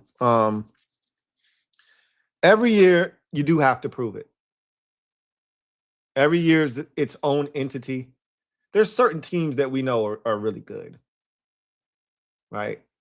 Before the season starts, we expect them to be good. Will they be good? Will injuries take effect? Sure. You never know, right? But Dallas isn't one of them. We never know what the hell Dallas's season is going to be. But we got to prove it. And I wasn't suggesting that we didn't have to prove it. We got to prove it. Michael Heathington writes, "Louie, we never get any respect. Adam Rank is 2 steps from a telethon. He's a hater. I don't pay him any mind at this point. I think we're going to be better than people think, and we're going to start strong. You made good points. Cosme is healthy. Better weapons on offense. Defense has been overhauled, and Peters isn't done yet. Now, those are all reasons to be optimistic. But again, you could flip it on its head, and you could look at, all of those things as, you could find holes in all of that. Like, okay, Cosme's healthy, but what about left guard? What about center? Right? Is the guy next to Cosme going to take that second year leap? Right? You could poke holes in anything. Again, perspective is everything. Because I could quickly turn into a pessimist if I wanted to. Right? You saw I just poke holes in this offensive line. But I speak life into this offensive line because I expect it to be a really good group. I could talk about all the defensive acquisitions and then the changes that have been made, and I could talk about the coordinators. I could also poke holes in all of that stuff. You ain't doing enough at corner. You're one injury away at safety from, being really in trouble on the back end. I could poke holes in all of that shit. Which is why I'm aware of why people aren't high on us. And that's cool. I get it. I don't have to like it. But I get it. This is my favorite comment right here that I'm about to read. And maybe this is worthy, I think, of an entire video, like its own video. This is from Q Dog. He writes, as a Spurs fan, this is familiar territory. Wemby and JD5 have similar paths. Took the league by storm their rookie season, right? Their rookie year. Injuries halted year 2 and everyone wrote them off. And year 3 was a movie for Wemby and will be for Jaden. And we're watching that movie in 8K with Wemby right now. And it can't be any clearer that he's the future and the face of the NBA. Can't be any clearer that a healthy Wemby, you can't do shit with him. I so want that for my quarterback. I so hope that the parallel that Q Dog just brought up is exactly what we're about to witness with Jaden Daniels this year. Wemby just led the Spurs to this record that nobody anticipated, right? Nobody thought the Spurs were going to win 62 games this year and be the number 2 seed in the Western Conference. Are you kidding me? There they are. Already won game 1 on the road against a team that hadn't lost all postseason long, was 8-0. 2 sweeps. Wemby goes crazy in game 1. Epic performance. I so hope the parallel is legit. Ant-Man. He says, I feel like we will do a lot better than people think. Jaden will remind the league who he is. That has to happen for us to have the success that a lot of us are hoping this team has in 2026. Jaden has to remind the league. Y'all must have forgot. He's got to remind them. If he doesn't, none of this works. None of this works. All right, so that was the people are sleeping on the Commanders video. A lot of really good comments there. We are going to get a word from our sponsor right quick. This is the perfect time to do it. Come back on the other side. We're going to get to the other video quickly, then get to the comment section, and then I'll get you guys out of here. So let's go ahead and pull up Prize Picks really quickly. All right. Prize Picks is America's #1 sports picks app. If you are not a member of the Prize Picks family, here's a great opportunity for you to become one. Link is in the description of this video. Click that link. It'll take you to where you can download the app. It is available in states like California, Texas, and Florida. Use the promo code HMA as a first-time user, and that will allow you to play $5 and get $50 instantly in lineup bonuses. So today, your man Louie Tee finally got on the board and got himself a dub. It's been a while, right? I haven't had the success that I was expecting. There's always somebody letting me down. And tonight, it was another close one, right? If not for overtime, Max Strus doesn't get in and get that 3, and I fall short. He had 4 points at the time. 5, excuse me. He had 5 points at the time.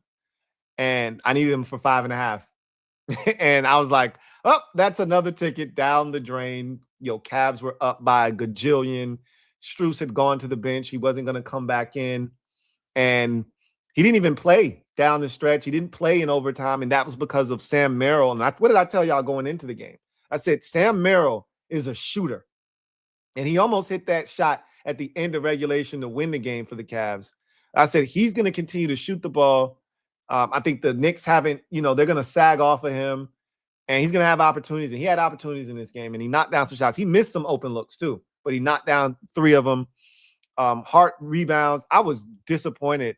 I was one more Josh Hart rebound away from another $200 a night. It was a really productive night. I won over $400 tonight, but it could have been close to 700 if Josh Hart just gets one more rebound. He had 7 rebounds with about 4 minutes to go in the third quarter. He played the rest of the third, didn't get a rebound. He didn't really play any of the fourth quarter. They put Landry Shamet in the game, and because Shamet was playing well, they never went back to Josh Hart. And I was shocked. I'm like, where's Josh Hart, man? So that hurt, but at least he got the 7th rebound, which helped me cash this particular lineup. Evan Mobley was stuck on 12 points. I needed him for 13 and a half. He hit a 3 in overtime, or I think it was in the fourth quarter, a big 3 down the stretch of the fourth quarter. So everything kind of fell into place. I knew Karl Anthony Towns, he thinks he's a guard now instead of a damn big man. So I knew he was going to get the assists. He got those assists basically in the first half. Donovan Mitchell, I knew he was going to be aggressive and attack the rim. So 5.5 2-pointers. I thought he would hit. I think something happened to him. He either caught a cramp or something because he wasn't aggressive. You could see him limping at the end of the fourth quarter, and he didn't go get the basketball in overtime at all. He just gave it to James Harden and just pretty much got out of the way. So something was wrong with Mitchell down the stretch of this game. I think he might have cramped up, but they needed him, and he kind of went ghost late in the game. But hey, a win's a win for your man Louie Tee. And so big shout out to Prize Picks for sponsoring this stream. Once again, you can tell me, right? You can follow me on Prize Picks at LouieTeeNetwork. And I'm about to get wicked with it now, man. Like I feel like I got a great pulse of these teams. I've watched them throughout this entire postseason. You're gonna get some lineups like the Josh Hart thing. Like you can't predict that, but you watch these series, you watch these teams, you get a really good feel for what they're gonna do, and now they just got to do the thing that you expect them to do now, right? It happened for the kid tonight, and it was a good night overall for me. Big shout out to Prize Picks for sponsoring this stream. Once again, link in the description. Promo code HMA. Play 5, get you 50 instantly and lineup bonuses as a first-time user. So let's get back to the comment section, and we will now transition to this one, which was the Happy 517 Day stream, which was on Sunday. Sunday. So let's get in here and let's go through this comment section very quickly. All right. So we start at the bottom, command the stands. Also, this video talked about the player with the most to prove in the upcoming season. Command the Stands writes, a post 6-1, so a post June 1 trade that could make sense in his opinion. Cardinals get Deron Payne. Commanders get Budda Baker plus a 2028 6th round pick. So here's my gripe with this Command the Stands. In what world does Deron Payne hold more value than Budda Baker? I'm asking for a friend. Let me put this to the chat. Anybody out there? In your estimation, does Deron Payne hold more value than Budda Baker in a trade? Yay or nay? Because you're not only getting Budda Baker, the Cardinals are attaching a 6th round pick in addition to Budda Baker, which means Deron Payne is of more value. He's of greater value than Budda Baker if you're having to attach a pick along with him to initiate the trade. I don't think that's the case. I don't think that's the case at all. I would do it in a heart. I mean, I would do it in a heartbeat. We need another safety. We could use a safety like Buda Baker. I'd do it because I think you can. I think you have enough defensive line talent to survive without Deron Payne, and this is his last year anyway. But I don't think that's a trade that the Cardinals would do. Command the Stands also writes, Fat Man offers a little pass catching ability. I don't think people realize that. He says, I saw on a comment on another channel, and the guy suggested Bill was a surprise cut candidate. I understand that everyone is entitled to their own opinion. However, it's like some just want to throw out an opinion without paying attention to what's been happening all off season. It like, again, depending on where you're getting, this information from, and like you said, everybody's entitled to an opinion, but you know better, right? You know good and well Bill isn't getting cut here. Like, that's not even something that you need to entertain. You know what I mean? Like, that's our starting running back right now. Fat Man can catch, but he's not a real threat out of the backfield. He's not someone you want to be throwing the football to consistently out of the backfield. That's not something they're going to look to utilize with him. So he's not a great pass protector, although he can, but he's not a great one. And he's not a great pass catcher out of the backfield. That's not what he does. HBK writes, Mikey Samersell excelled playing on the left side of the defense. Move Amos to the right side. So I'm assuming you're talking about if we were to turn and face the defense from the back end of the defense, right? On the defensive side, put Mikey on the left side. As opposed to if we're facing the defense from the offensive side of the football, the left side would be where Mikey was last year, right? The left side would be where Mikey was last year. But if you turn and you face the defense from the defensive side, then that would be the right side, right? And to your point, in Mikey's rookie season, he was at his best on the left side of the defense. If you turn this way, the right side of the defense, if you're facing it from the offensive side. That's where he forced the fumble against Tennessee. That's where he picked the pass off against New Orleans. That's where he picked the two passes off against the Detroit Lions. That's where he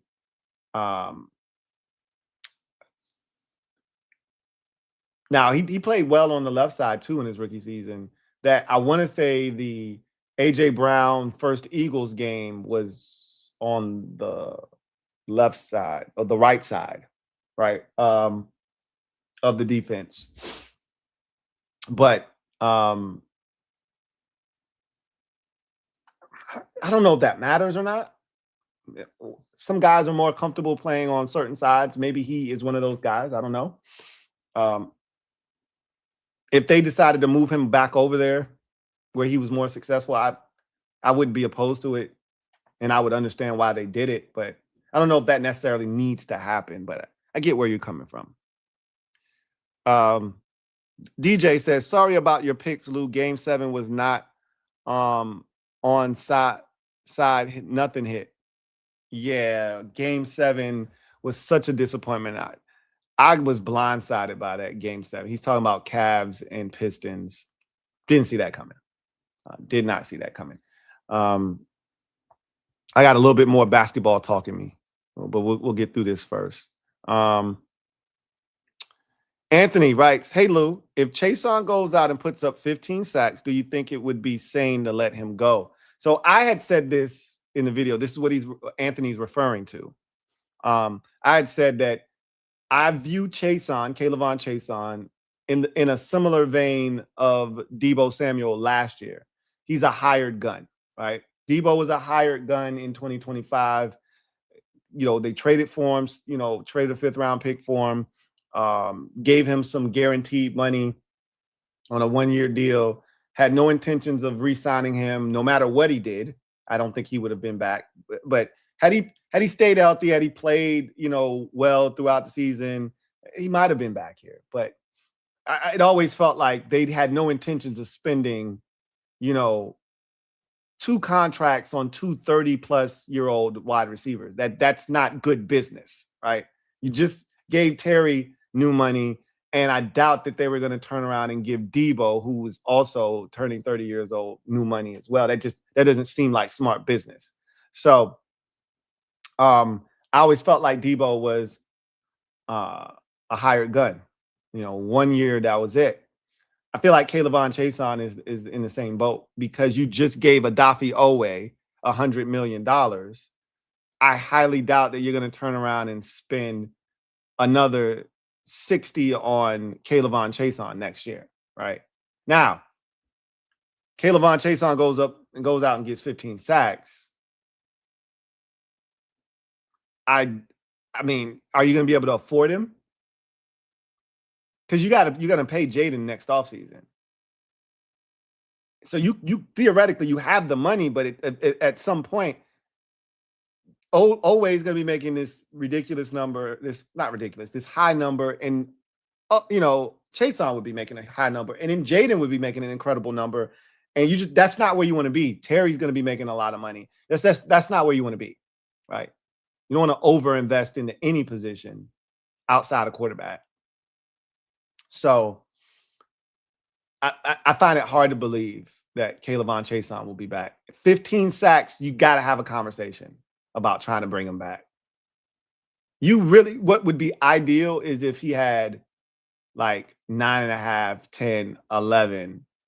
He's going to get paid by somebody, but you could pay him 3 years, $63 million. That's 21 a year. He'd probably take that. And you're not killing yourself with that kind of a deal, right? You're not killing yourself with that kind of a deal.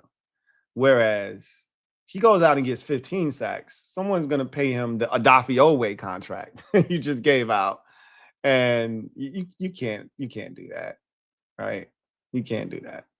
So not 2 years in a row. And you're probably saying, well, that's just a difference in $5 million. It's also a difference in another year and $5 million per year, which is an additional $40 million we're talking about. From a 3-year, 60 roughly to a 4-year 100. It's a big difference. So 15 means he's probably going to get broken off in a major way financially. And I don't think we would be able to afford that. I mean, we would have the money technically, but is that the way you want to spend it, right? There's a conversation that would absolutely be had. Look, Dante Fowler Jr. got us how many sacks in 2024, and they did not re-sign him. So it's not out of the realm of possibility that somebody comes in here, gets double-digit sacks, and isn't back here next year. I think Chason is gone. I think he's a 1-year rental. I think they are hoping that Josh Josephs starts to show promise, and next year he's your starter, because there will be no more Dorrance next year. There will be no more Kayvon Chason. There will be no more Dietrich Wise. There will be no more Charles Omenihu. Maybe 1 or 2 of those guys are back on another 1-year deal, but they could go edge rushing, shopping, and look for another Dorrance Armstrong-esque deal, right? Someone in that 3-year, $15 million per year type of realm, right? I think that's what Dorrance signed for. 3 years, $45 million, something like that.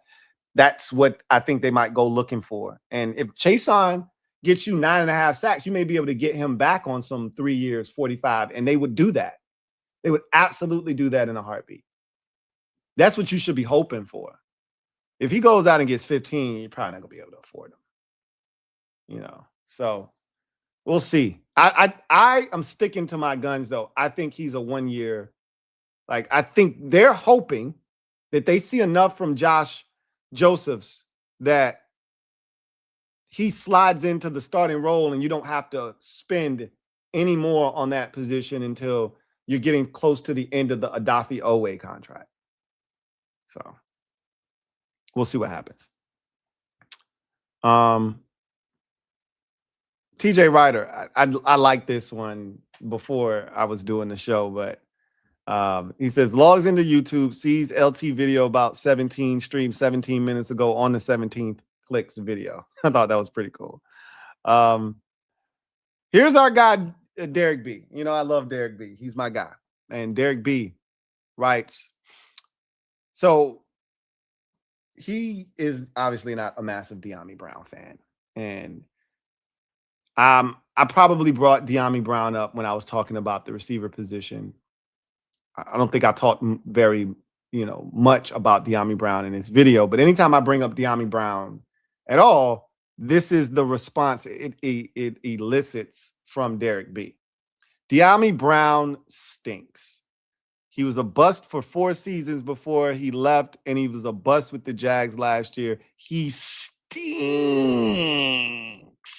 I feel like I'm taking crazy pills. I think I talked about De'Ami Brown being able to come in this year and be serviceable for this team if he has to play. I think here's my thoughts on De'Ami Brown, right? I feel like, yes, De'Ami Brown, for where he was drafted, was a bust. I hated the pick when it was made. I did not think De'Ami Brown was worth a 3rd-round pick. I said that in the moment when we drafted him. He was a one-trick pony at UNC. He didn't run a route tree. All he did was run really fast in a straight line. That's what they drafted him to do. And then when he got here, it didn't feel like they utilized him enough doing that, right? It didn't feel like he would separate on the vertical routes early on. Then he did have the Tennessee game in his 2nd season. There were moments, there were little pockets where De'Ami made big catches, but it never was cohesive. It never was consistent. And so, yeah, he was a bust. You draft a guy in the 3rd round, you expect more than what De'Ami Brown gave this team in 4 years. But with that said, De'Ami also played well for stretches that final year. He started to show a little bit more of what he could be. And then obviously we got playoff De'Ami at the end of the, and so somebody said right here, McJax. Normally I don't read the comments under the original comment, but I was reading through some of these, and McJax responded to Derek B saying, De'Ami is the only other person on the roster with deep ball chemistry with Jaden Daniels. Nobody other than Terry could punish teams for playing 8 in the box last year. He is good insurance at the cost. That is 1,000% actual factual statement there by McJax, to which Derek B writes, had 1 regular season touchdown in 2024. Uno. Miss me with that bullshit. He had 2 good playoff games in 5 NFL seasons. He stinks. And I disagree with this statement because nowhere in here did McJax say that De'Ami was catching deep ball touchdowns. He said he had deep ball chemistry with Jaden, and that is true. Jaden's first NFL game overall, his first preseason game, his first big throw was to who? De'Ami Brown in that Jets preseason game in 2024. He had the touchdown throw to De'Ami against the Browns. He had the deep ball throw to De'Ami. This was not a touchdown, and it doesn't have to be a touchdown. It's deep ball chemistry. That deep ball against the Eagles in the 2nd Eagles game in the regular season, when we were basically posted up against our own goalposts, he hits De'Ami on that goal ball running by Darius Slay. That's a big-ass play, okay? Obviously, you had the Detroit deep ball and the deep over route that Jaden laid out there and De'Ami went and got. There's deep ball chemistry there between those two. You can say that he only had 1 touchdown. A touchdown doesn't necessarily correlate to what he was referring to, which is the deep ball chemistry. They have deep ball chemistry. Deep balls don't always lead to touchdowns. So again, I always talk about, Derek B, just he's an old curmudgeon that likes to argue, right? For the sake of arguing. De'Ami adds value to this roster, whether you like it or not. Like he said, especially for what they're paying him. They're paying De'Ami Brown $3 million. What are we complaining about? I'm confused. Command the stands. Right? Next offseason, when AP is next offseason is when AP is going to start getting comp picks. I brought this up in the video because I said, I think Kaylavon Chason isn't going to be here, but you should be rooting for him to be successful because when he leaves, he could be the start of this team starting to be in a position to collect comp picks. And I think that's the first time we've had that conversation here about comp picks because we haven't had any talent that anybody else would want to give out contracts to. So next offseason, Chason and Payne in particular are two guys. He also said Luvu, Burks, or Diami. Now, I think you're going a bit too far there, right? Especially with Burks or Diami. They'd have to have really big seasons in order for someone else to be interested in those guys.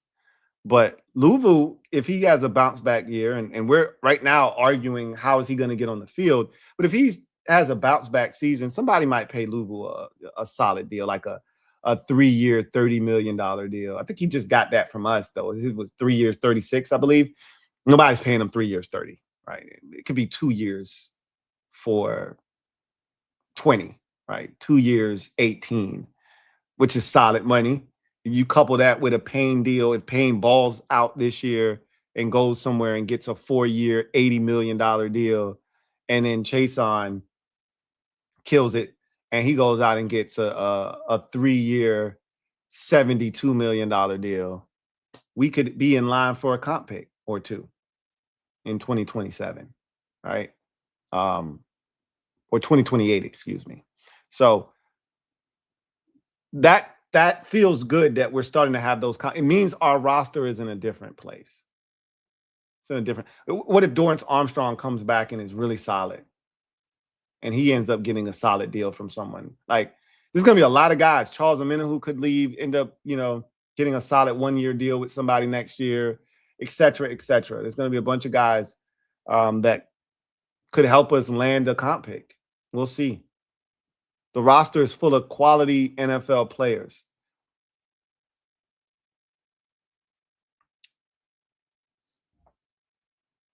DG Dub writes, when Terry is done hooping, would y'all retire 17? I think 17 truly means something in Washington. It's a great question. I don't think we ever entertained that. Right now, no, 17 doesn't need to be retired. But if he has a Mike Evans-esque career where he just keeps playing and keeps on going and going and going, and we get to like 35 and Terry's still here, and he's, he produced at age 30, 31, 32, 33. Yeah, then I think we have that conversation.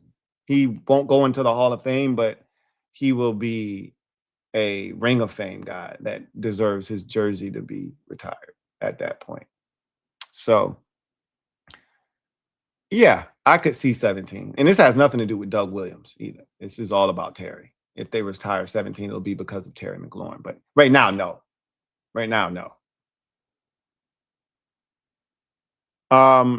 Soul Kicks writes, I think Chason is the same as Adafi. Both are dangerous off the edge. Chason is more explosive than Adafi, to be honest.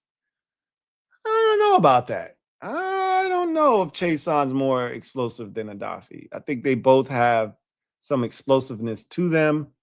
Both were first-round picks. Chason, to me, is more of a guy that wins with confusion and chaos versus just straight up beating somebody. I think Adafi Owe is more likely to beat a tackle just off of sheer athleticism and ability. I think Chason has better bend, turning the corner than Adafi Owe does. I think they both have some traits that differ from the other that allow them to be effective, but ultimately, I'm hoping that they're both dangerous off the edge, like you said. That's the hope. HBK writes, the Cleveland mention aged well. Yeah, that didn't go well at all. I did not see that Game 7 coming. I absolutely did not see that coming at all. And it cost me because much like the Game 6 with the Spurs and the Timberwolves, if the game isn't a blowout, the tickets are going to hit. right? The lineups that I put together are going to hit. Just don't get blown out. Like, I was in danger of all of the tickets that hit tonight, all of the lineups that I put together that hit tonight or yesterday. I was in danger of them not hitting because that game was, they were up 22 points. With 7 minutes to go in the fourth quarter, they were up 22. I'm like, oh my God, it's going to happen to me again. And then all of a sudden, the Knicks went on this heater, and all of a sudden, all was right in the world. And if they'd just kept the game close, the same thing would have been achieved. But I don't care how it happens. I'm just glad it happened. Beggars can't be choosers. Colin talks sports. Right? I really think the only guy on the entire roster who doesn't have something to prove after last season is Laremy Tunsil. This is even including the guys that just got here. Everyone else is proving that they can be a key piece to this organization, whether that's staying healthy, taking a step up, or just proving they can handle the responsibilities of having a bigger role for this team. Shit, Laremy Tunsil got to prove it again too. Nobody is above having to prove it again. This is the Janet Jackson League. We talk about it all the time. What have you done for me lately? Do, do, do, do, do. Ooh, yeah. And Laramie was good last year. He got this fat ass contract. All right, let's see you do it again. Nobody's above reproach. Jaden's got to prove it. Of course, he's coming off of a injury-riddled season last year. Excuse me. Everybody's got to prove it. No one's excluded from that conversation, not even Laremy Tunsil. But the conversation wasn't who has something to prove. It was who has the most, the player with the most to prove. You can make a case for every single guy on the roster having something to prove. McJax writes, quote, watch your mouth talking about Terry, close quote, Louie Tee. I said that, some version of that during this stream because it was 5/17 day. And I ride for Terry. I don't ride for Terry like some people who think he's this, elite top 5, top 7. He's not a top 10 receiver in this league. He'll never be a top 10 receiver in this league. But in a single individual season, can he be one of the best 6 to 8 receivers in the league? You're damn right. He just was in 2024 when he was second team All-Pro. That doesn't mean he's a top 10 receiver in this league. I take 10 guys ahead of Terry, 15 guys ahead of Terry, probably in this league, in a heartbeat from a talent perspective. But that doesn't change the fact that Terry's my guy and I'm going to ride with him because I know what I'm getting from him. And yes, he's a dog. Watch your mouth when you're talking about 17, man. Court Casino. Right? Good one, Lou. I agree. Everything the naysayers shout about 5 and 17 is true, though. 5 doesn't play at least 14 to 15 games this year. That fragile tag will be legit. Again, it's the first time he's been hurt, like missed games in his career, right? He played, like, this is the misnomer. Did he get hurt in his rookie season? Yeah. Did he miss any games? No, he didn't. He played and started in all 17 regular season games and all 3 postseason games. He started 20 games in 2024. All 20. Last year, he got hurt multiple times and came back every time. Every time.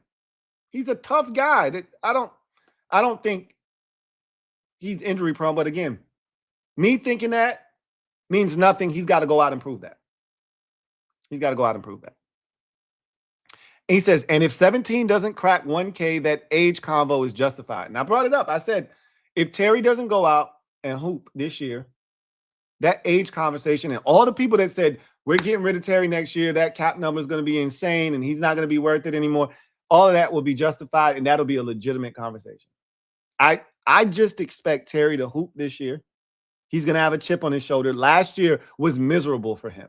It was the first time in his career ever, at any level, he's ever been hurt and had to miss time. He was our version of Iron Man. He's been our Iron Man. And he got hurt last year, and he wasn't able to help this team. And he knows this team struggled offensively, largely in part because he wasn't out there. So he knows what's being said. He knows the noise that's starting to, and the chatter that's starting to get louder and louder about him and his age. He knows what he has to do. He says, "It is what it is. It's what you have done for me, world, baby. If you scared, get a dog." And we just talked about it. So what have you done for me lately league? It's a Janet Jackson league. So he and Jaden are absolutely going to have to prove it in 2026. And they were my number 1 and number 2 guys on the list. Jaden's number 1. Terry's number 2 on this team. Guys who have to prove it in 2026. And I said all of those things in the video. You know, for Terry, you don't have a big year. You don't exceed 1,000 yards receiving. You don't have 7, 8, 9, 10, 11, 12 touchdown grabs. You don't impact the game offensively on a weekly basis. You already know what it's going to be next year. You already know what the conversation is going to be. You already know how it's going to go. Jaden Daniels doesn't play in the vast majority of these games next season, you know, in 2026. If he isn't back to the 67, 69, 71 completion percentage, because we know he's going to take care of the ball. He even did that this past year, 8 touchdowns, 3 interceptions. He's going to take care of the football. We know that. Question is, can you stay healthy? I have no doubts in my mind that he can, and he will. And can you produce at that high level that we grew accustomed to in 2024? We're going to see. If the answer is yes, he's elite. If the answer is no, now we got questions. Especially if he can't stay healthy. You already know what it is. You know what the conversation is going to be. If he doesn't play well, you know what the conversation is going to be. League caught up with him. Year 1 was a fluke, et cetera, et cetera. So, Aaron Lane writes, I think Louie should be on this list too. At one point, we were talking about him being our version of Micah Parsons.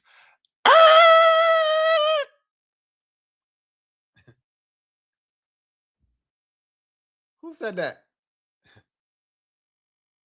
Who called him our version of Micah Parsons? Who, did you do that? What about you? Was it you? Or was it you? It damn sure wasn't me. Okay. I love Frankie Louvu. I told you guys we were going to sign him. I said you were going to love him. And he would become a fan favorite very quickly because of how he plays, like the Tasmanian devil. And all those things came to fruition. But at no point, ever,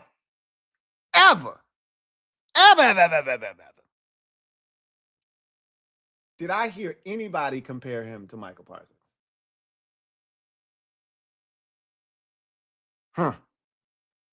I remember the conversation we were having with Eagles fans that year. Was he more productive? Was he a better player than Zach Bond was that year?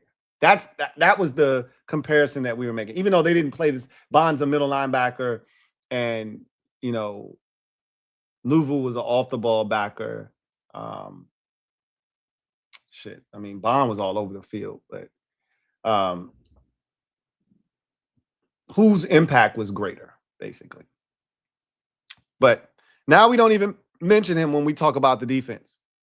I think he's being slept on. At the same time, if he has another bad year, he's probably gone, has a lot to prove.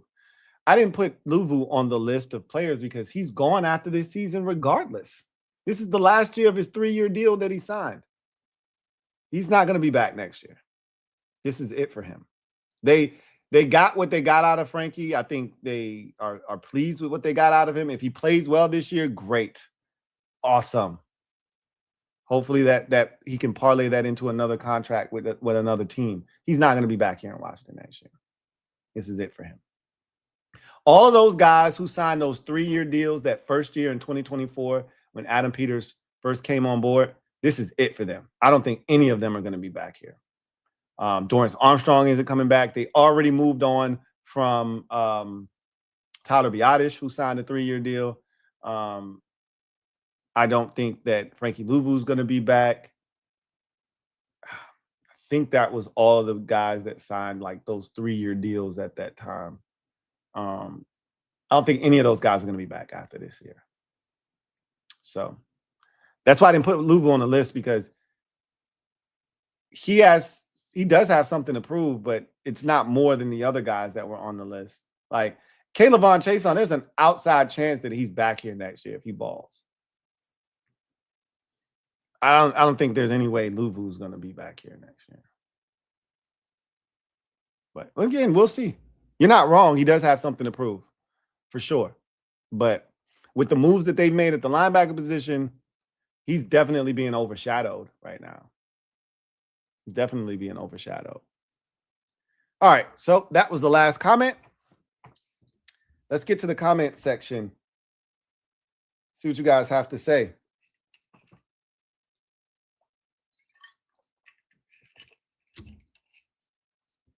Greg Giants, thank you for the super chat. Greatly appreciate you.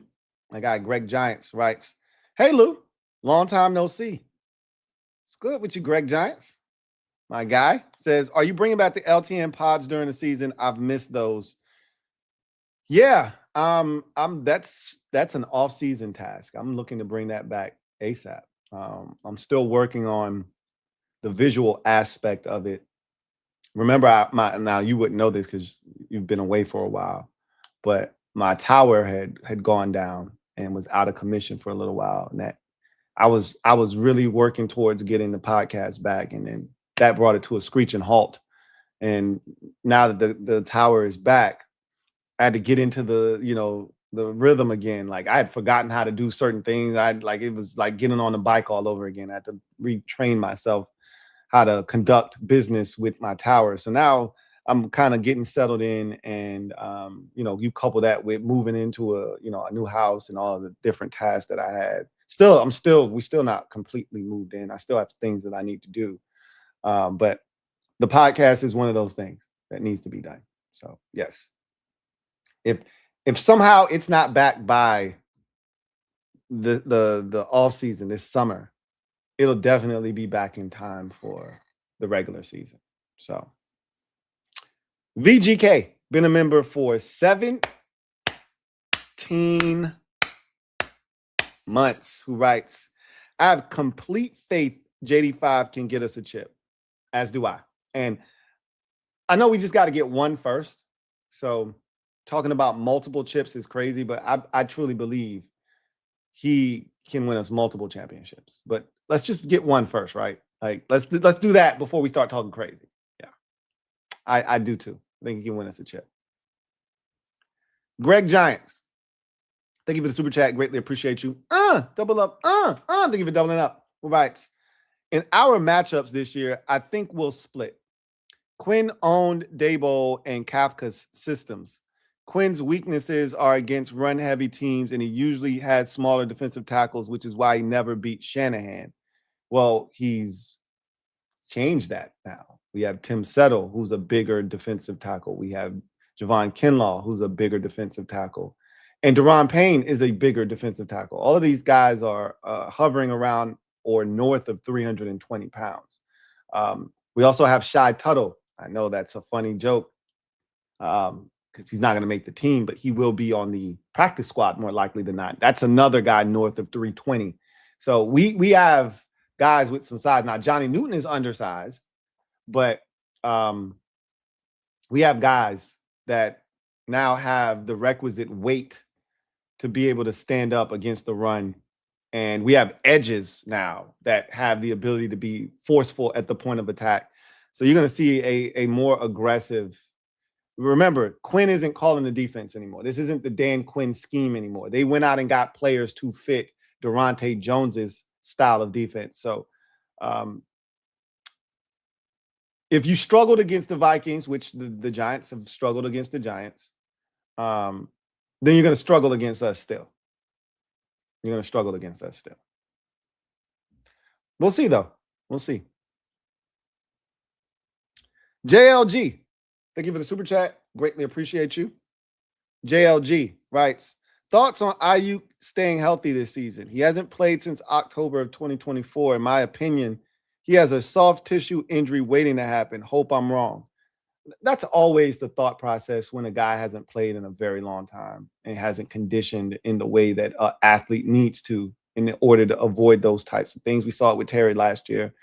But football, anybody can get hurt playing football. You know, is he more susceptible to injury because he hasn't played since October of 2024? Maybe, but that's the job of the staff when he gets here to, as DQ likes to say, ramp him up and not miss a step. And so if they take all the precautions necessary, that's all you can do on your end. You know, would I say, having watched football for a very long time, I did not sleep at a Holiday Inn last night, but having watched football for as long as I have and having seen these types of situations play out, would I say he's more susceptible to a soft tissue injury? Yes, I would say that. But that doesn't mean that's going to happen. Again, it all depends on when we get him and how long he's able to then ramp up and get into football shape and things of that nature, which is why it'd be a lot more beneficial for the 49ers to cut him loose right before training camp versus the alternative of going to wait until late August to cut him loose. Now, especially if he's not doing anything. And this is the thing I don't know. I'm so fascinated with this Brandon Ayuk situation as we get closer to the start of training camp. Who knows what he's going to do? Is he's obviously he's away from the team. He hasn't been with the team all last year during the season. He hasn't been with them at all during the offseason. He stayed away and he's not coming back during this period that's not mandatory. I'm going to assume that he's not going to show up for mandatory mini camps, which he's going to be fined for that. Maybe he does show up for that, right? What if he doesn't show up for that mandatory mini camp? Is he going to show up for training camp? And if he doesn't, the 49ers are well within their rights to put him on a did not report list. Now they don't have to cut him at all because they don't have to pay him. If he shows up, is he going to have a hold in where he's not doing anything? He's not practicing. He's not conditioning. He's just there so he doesn't get fined. Well, that doesn't help us. Or is he going to be conditioning on the side field, not practicing, but he's there and he's getting into shape? Who the hell knows? This is fascinating. I just hope they cut him. That would be great. Cut him on July 15th. Cut him on July 21st. That would be great. It's highly unlikely that that's what happens, though.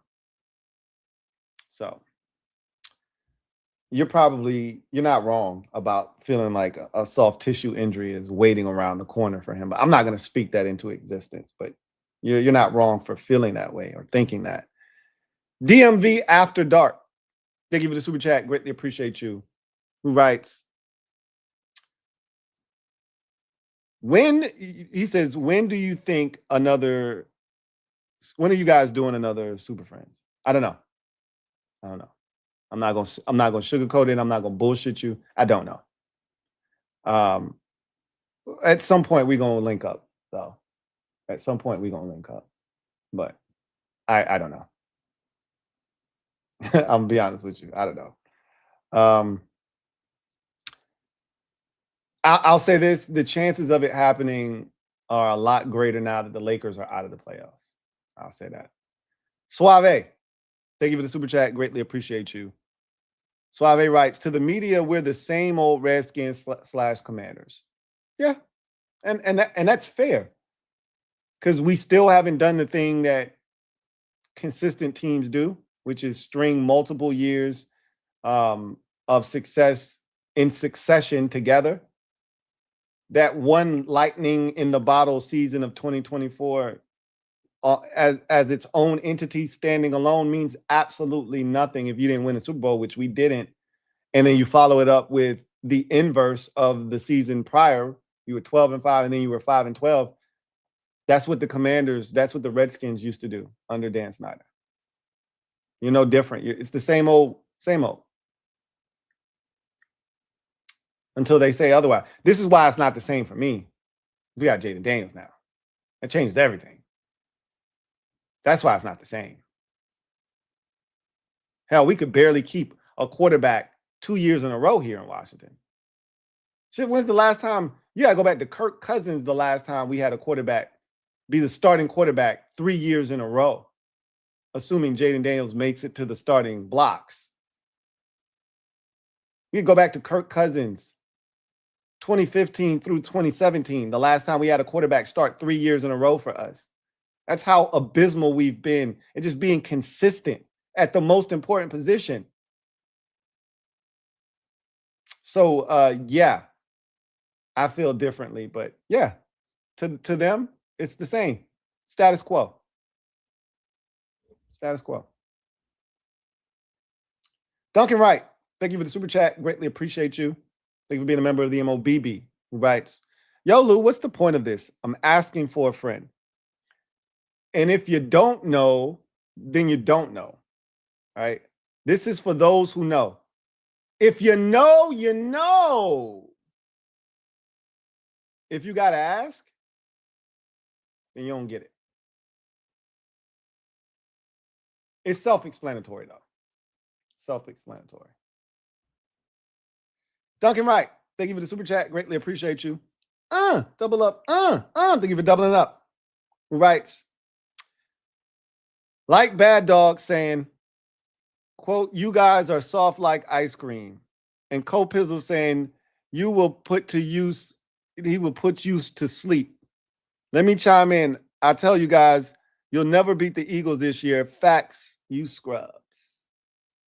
Well, we'll figure it out. Guess what? We don't have to wait until week 16 to figure out what's going to happen between the Commanders and the Eagles. We get to find out in week 1. So, looking forward to it. I can give 2 shits about what Bad Dog or Copizzle talking about. Nope, wait. I can give 0 shits. Give no Fs about what they talking about. First of all, why are they even talking to me? We ain't lost to them boys since Sam Howell was our starting quarterback. I have no words for them. Go run along with your little ass hits.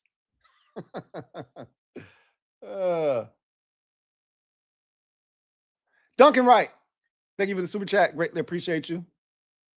Duncan writes, hope Kings tomorrow. I got something for Rico and Ed. Yep, we'll be live tomorrow night or tonight on the East Coast. So get whatever frivolous, ridiculous evidence that you have ready because we will be live tomorrow night. Anyway, I digress. That's the last comment. So that is going to do it for me, your man Louie Tee, here on Louie's Lurking in the Comments. This is going to be a theme of the offseason. I'll have videos where I ask for your participation for this exact distinct purpose of being able to lurk in the comments, read some of your comments, and react to them. Looking forward to chopping it up with y'all this entire summer. We've hit the dog days. Saddle up. We're going to get through it together with shows like this one, and your participation is paramount. So looking forward to that. But until then, I'll see you guys on the next one. We'll be back tomorrow. Same channel, very, very different time. Your boy got him a dub. I'll talk about that again tomorrow. What a game. We'll talk about it more tomorrow as well. Can't start the postseason off. The Eastern and Western Conference Finals. You can't start the conference finals off any better than 2 overtime contests. Wow. I'll see you guys next time. Peace. God bless. Good night.